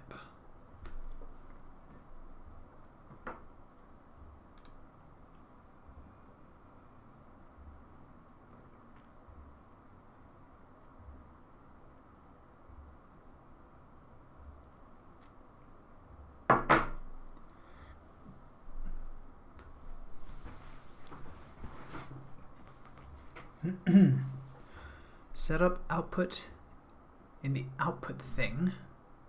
Now I'm dying. Okay. Set up output in the output thing for UI animation render. Time delays for if you're doing like a cycles render in the viewport. Oh.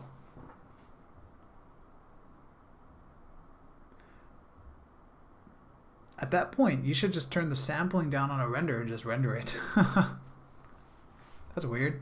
Oh, but I guess, no, because if you do cycles in the viewport, you can select geometry and have outlines. Okay. There is a use to having that, never mind.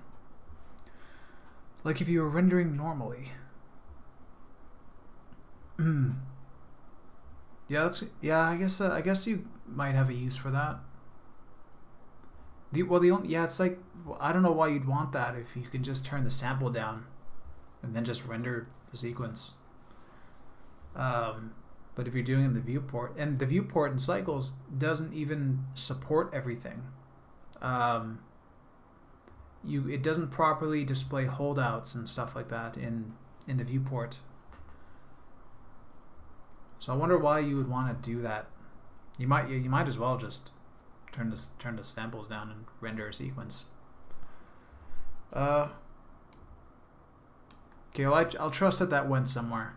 I'll have to look into what Epic Noob said.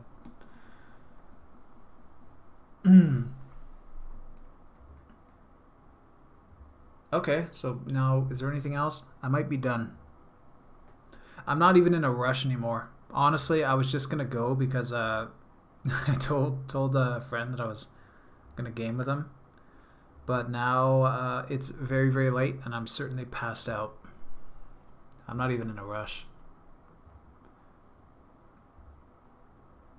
Now I'm just thinking if there's any last thing I should try before I go, or hit F11. You can show your animation by going up to render at the top, or by F11. Oh, F11 doesn't F11 open? Yeah, the view render. What about view animation?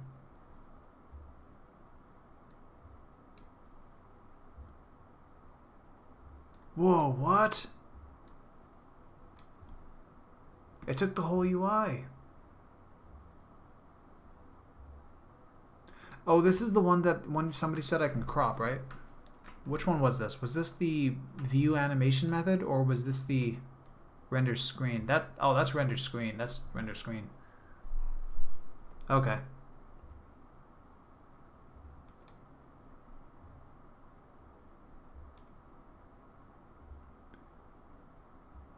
Okay, that's really cool. Grease pencil. Oh my goodness, grease pencil. Okay, grease pencil. I've always wanted to try Because like, there's times where I want it to be like, hey, you're having sliding right here. Wait, slide. Oh my god. Can I point out slide right here?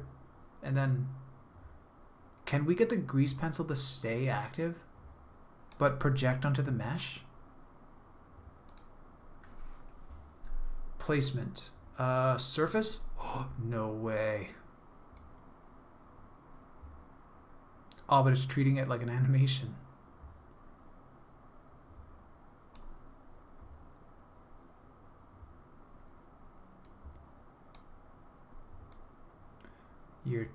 Your track right here sucks.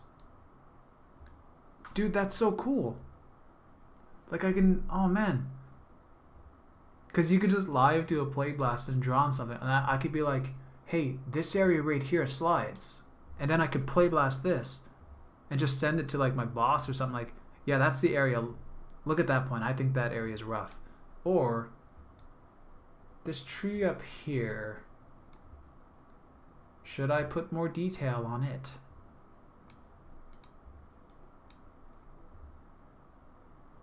This is cool. Oh, my chat hasn't updated. My bad. Sorry, I missed some things. I think the UI one might have saved over the render. Yeah, it did. I'm pretty sure it did too. I was thinking of that. It should have just saved the camera view. Yeah, I think yours would have just been the camera view. That render screen's pretty cool, but not what I want. Oh man, how do I get this grease pencil to work both ways?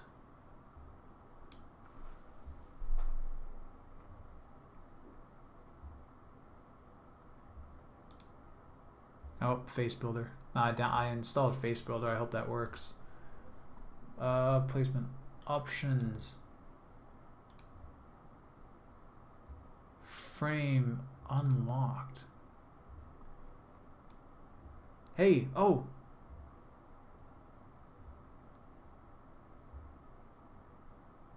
Will it just work now? Look at this area. Oh my god. This is so cool.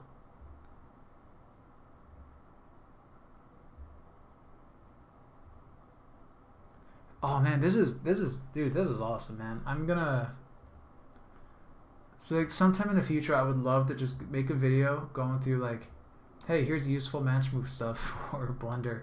I want grease pencil to be part of it. Grease pencil is so cool, man. Can you model out topology on this portion of the water? That's so awesome.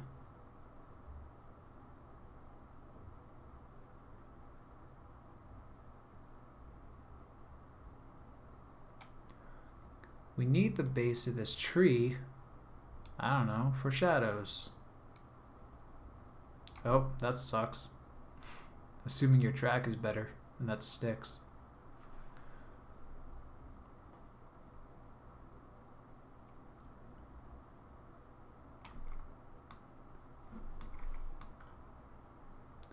Just looks like silly string.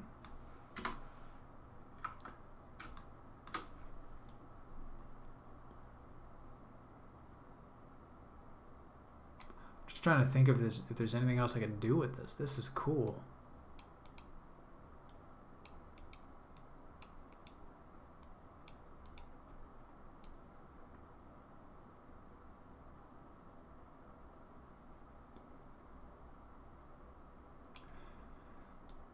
This geometry here is not working for us. Just get rid of that geometry. Can I individually color these lines? Ah. Oh, nice. Okay, so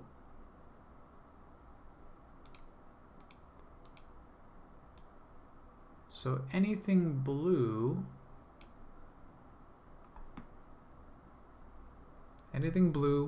add more geometry on the blue lines. Oh, crap. Red lines.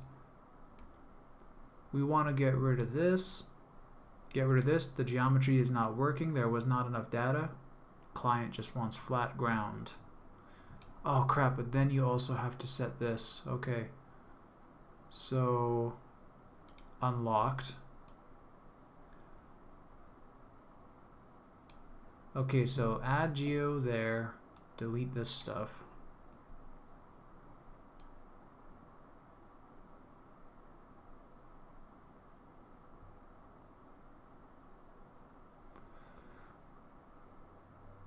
Man, what else could he do with this?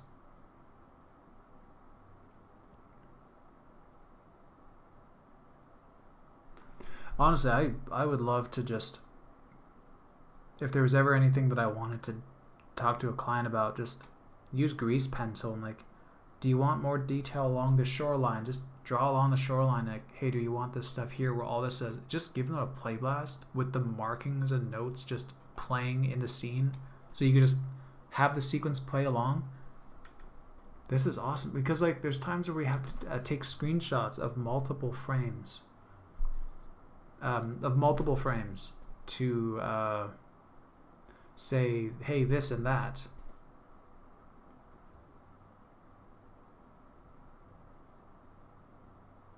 This would be so much better. I'm getting pretty tired.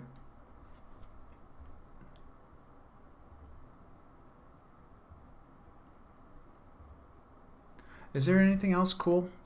I don't even know if you guys are still watching. I think it might just be you two. I'm kind of surprised that there was even a point where we jumped up to 5. This is such a lazy, terrible stream. I do appreciate having the couple people hanging out though. That's cool and also helped me figure some stuff out.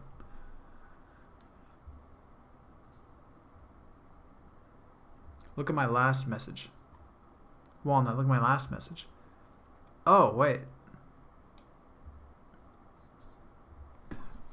Results of experimentation. Use Epic Noob's method, but first set up an output path. It'll work. Oh, yeah. Viewport render animate. Yeah. Set up an output path. Where do you set the output path?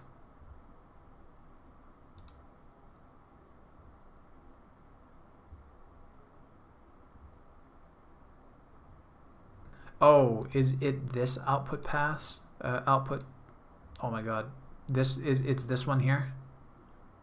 Oh, cool. Let me try this real quick. We're gonna go desktop.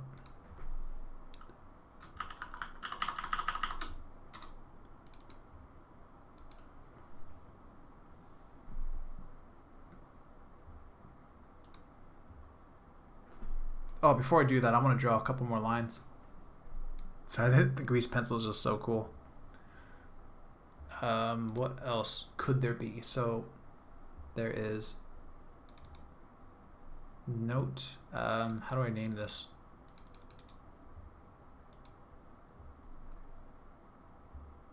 Whatever.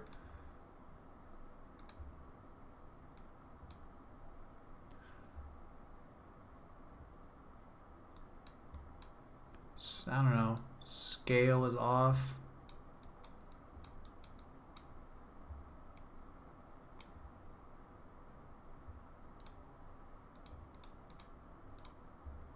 Oh, interesting.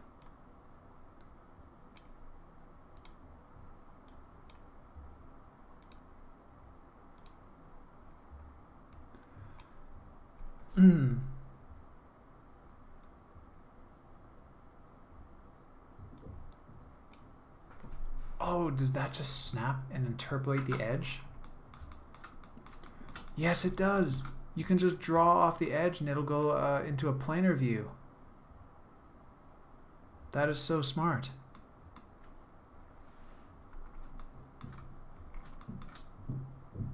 Okay, how do I erase?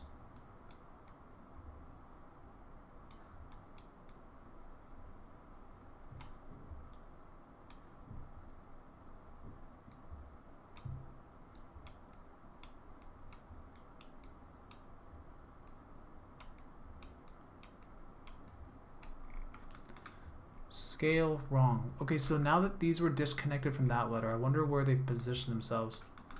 Yep. Kale wrong. That's a shame. It would be cool if it was like, okay, at the position of the last stroke. That might be a good suggestion for Blender. If you're writing a stroke off of a mesh here, let your next drawings, yeah, let your next drawings continue at the depth of that last mark.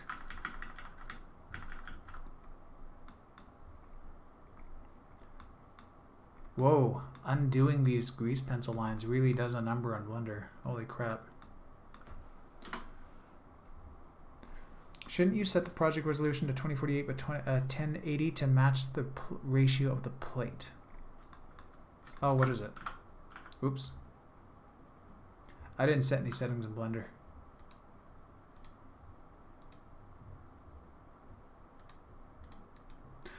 Oh yeah, your plate had bars on it. Why'd you render with bars? Wait, how do I get out of here? Oh, there we go. 2048 has this. Oh wait. Don't change that yet. Ah, I changed it. Wow, that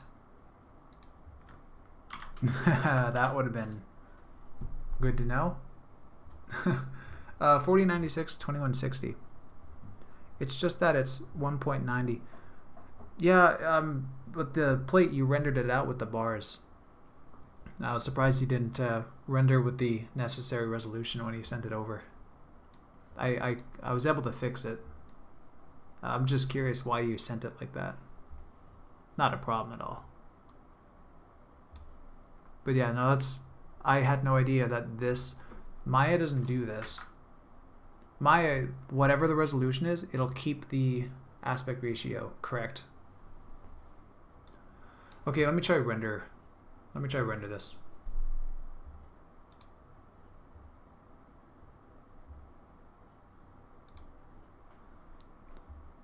Oh, it's not rendering the grease pencil. So this is rendering on my other screen, but the grease pencil is not a part of the render. Wait, I sent you B-raw. Yep. Oh, you sent me the wrong plate?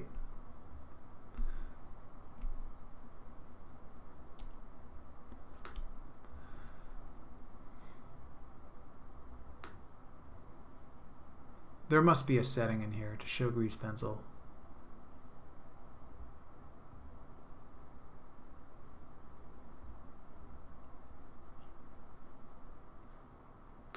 No, it's just that it shouldn't have had bars. It was B-raw. I don't know what difference that would make, because any format can have bars. Just do as blank space in your project settings. At least from my understanding, doesn't matter the format. You'll still get black bars if you don't have the correct settings in your project. But I'm not good with the project setting stuff. I'm not typically into editing and video formats and color spaces. I'm really bad with color spaces. So, oh, how do you play this?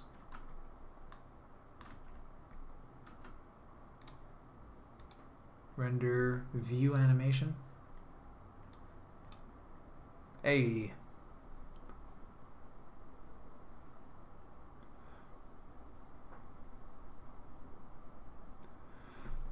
That's kind of slow. I should have not made it whatever the resolution was. Didn't need to make it a PNG, that's for sure. Okay, how do I include grease pencil?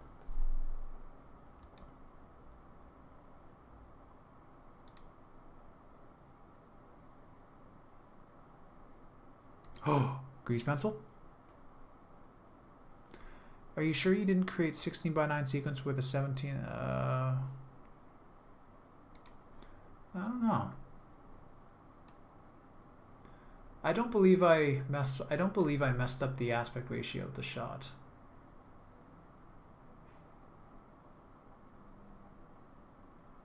I don't want to go to edit right now because it'll show the viewport, and I have some track VFX stuff that I don't want to flash on screen.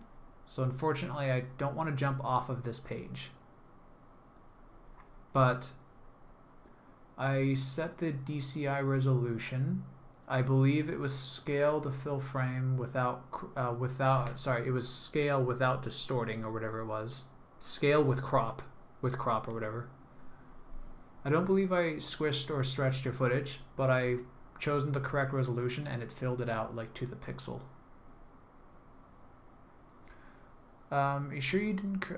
I mean, it was directly from the SD card and I didn't see it here. Weird. Okay, so let me hide that.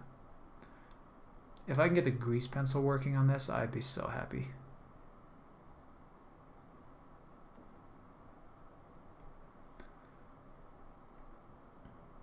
I don't even know where to begin. View.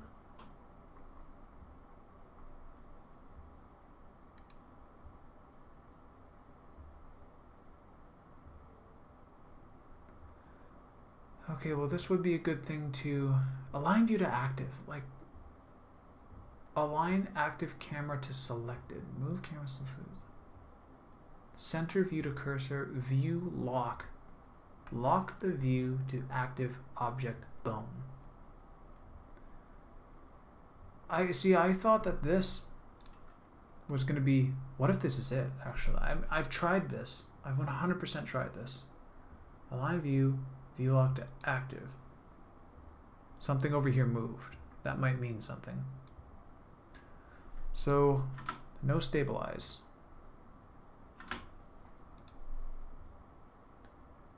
View lock clear. Oh. Okay, where did that thing move? What moved?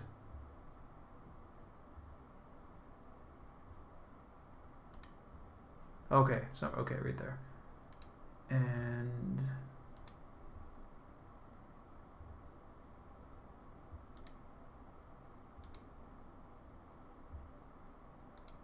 locked object. What's this?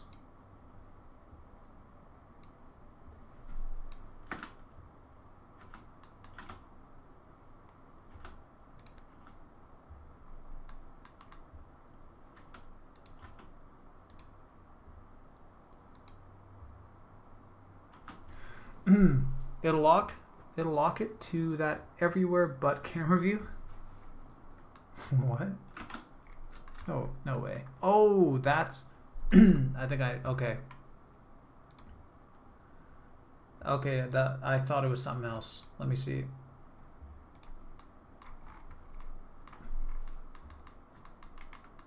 Okay. Oh man, if this could... Oh.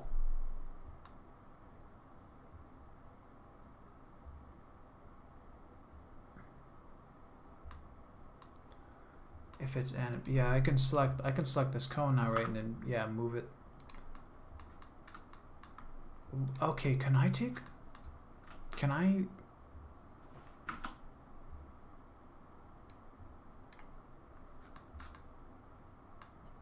Okay, first off, let me turn that off. Align view, view lock clear. Okay, so I wonder. No.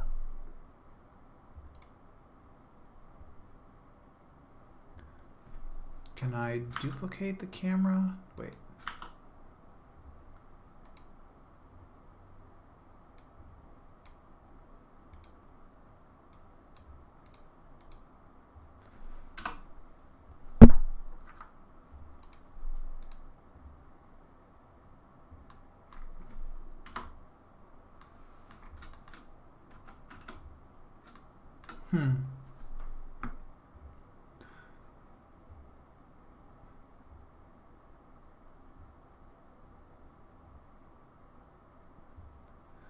Yeah, okay. That's an area to look into. I have to bug my friend because I'm so certain that he was able to view lock he was able to lock in a viewport in Blender. Now, I'm very curious if I'm remembering that right.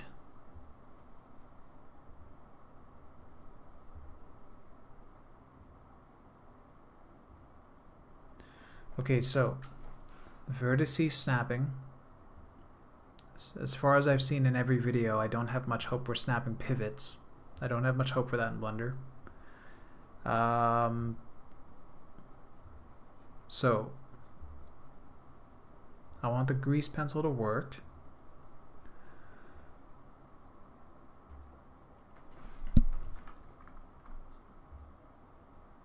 Okay, grease pencil, pivot. Oh, okay, one more thing. I know what I want to try. One more thing, then I'm going to go to bed. The other thing was, if I don't have a point, in Maya, what I would do, and this is dependent on the pivot snapping, so it'd be real nice if it didn't have to be annoying in Blender. But I'm going to make this camera's locator bigger so I can see it. So this is a very handy trick. You can do this in any program. If you find yourself where you don't have a tracker on a surface, you can fake a point. You can triangulate your own point. So I'm going to go make a locator. So it's just somewhere sitting out there. So if I wanted like this tree, maybe like right here on this little nick. But when you scrub, you know that point doesn't stick, it slides around. So back to 1020. So to, of course you need more than one angle to triangulate. So if your locator is good on one frame, it lines up somewhere on an infinite epipolar line. So I can snap the pivot of the locator, DV, to the camera, and now when I scale this point back and forth, it doesn't change in the camera view. But if I now scrub ahead, oh, let's scrub backwards. Oops.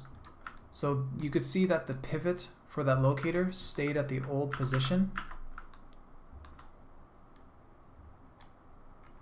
which means if I scale it, you can see it moving now from this other angle. So what I got to do is just look for that detail over here, scale. Oh wow, hard to scale from the camera view, so I'll come over here, scale it up, scale it until it lines up again with that point on the tree, and there we go. So if I wanted to, I can snap the pivot back to that locator, and I'll stabilize.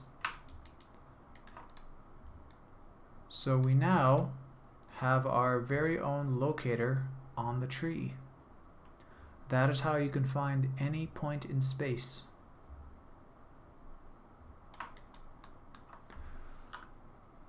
I figured this out in school before I even knew it was a thing used in the industry. I felt mighty proud about that. Except my way was a lot more annoying at first. Okay, well that's it. I'm gonna try that real quick, just to see how big of a hassle it is, if it is a hassle. And then I'm gonna go die. Oh, I already know in Blender you can't move a pivot for an empty.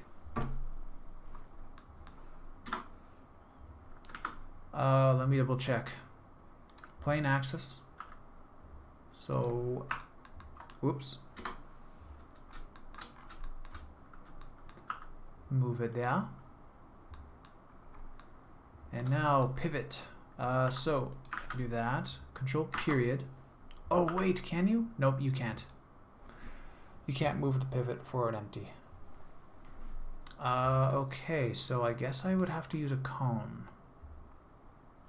Or some really thin piece of geometry. So what's the best? I'll probably just have to use a cone. Oh, that's annoying. And with the cone, I now have to Shift tab, snap, vertice, grab, Oh, what? Oh, I turned off snapping. Grab, snap there. Control period off. Now our pivot's moved.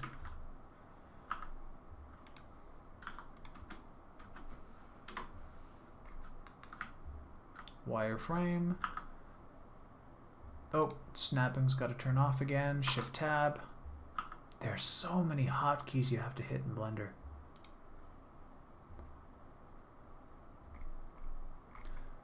Okay, I should be splitting this viewport. Okay, so now I'm not going to do a cursor. I'm going to try control period. There we go. And now vertex snapping on. Please snap to a camera. Yes, it can snap to a camera at least. Yes. Now control period. Okay, so now I can scale this cone back. Oh man.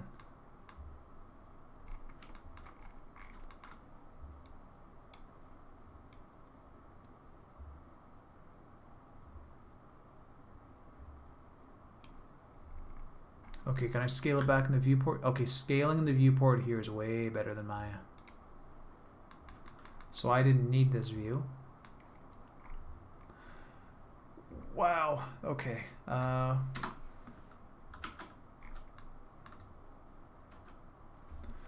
Okay, that was very annoying. I don't like that. That is a very big part of the process as well, and that's something I don't want to do in Blender. There's got to be an easier way. Oh, yeah, there could. I think there is an easier way. I mean, if I have a track, could I take the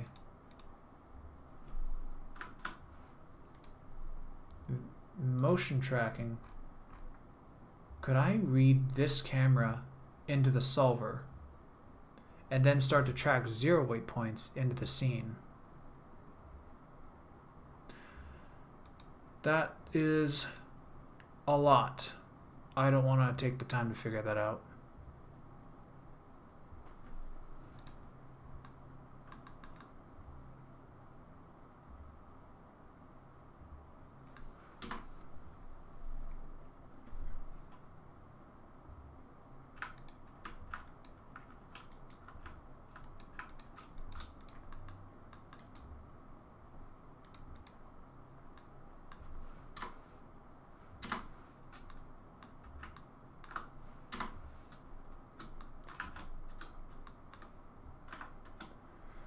Huh, okay, well that got me a lot more excited about doing stuff in Blender. There's some cool stuff here. Really cool stuff. I'm done. So I don't know if it's still just you, Walnut, and Epic Noob, but if it's still you two, thanks for sticking around. It's a very weird, lazy stream. I'm probably gonna take this one down off track VFX. It's not very focused. It's not very well put together. And I'm probably just gonna stream Blender in on my own Twitch, not the track channel. Not until I can figure this stuff out more and try to pass on some cool stuff. Thanks for the stream. See you next time. Thank you, Walnut. Once again, thanks for helping me out with stuff. Because yeah, this was very handy.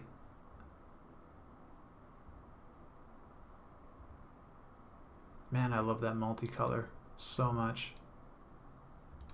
Object. Hey, that's cool. Oh, cool, and I can turn the colors down and show the grease pencil better. If I could just figure out how to render the grease pencil.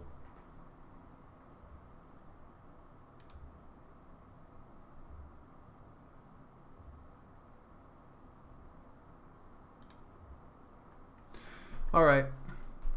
Cool. Thank you very much. And let's swap over.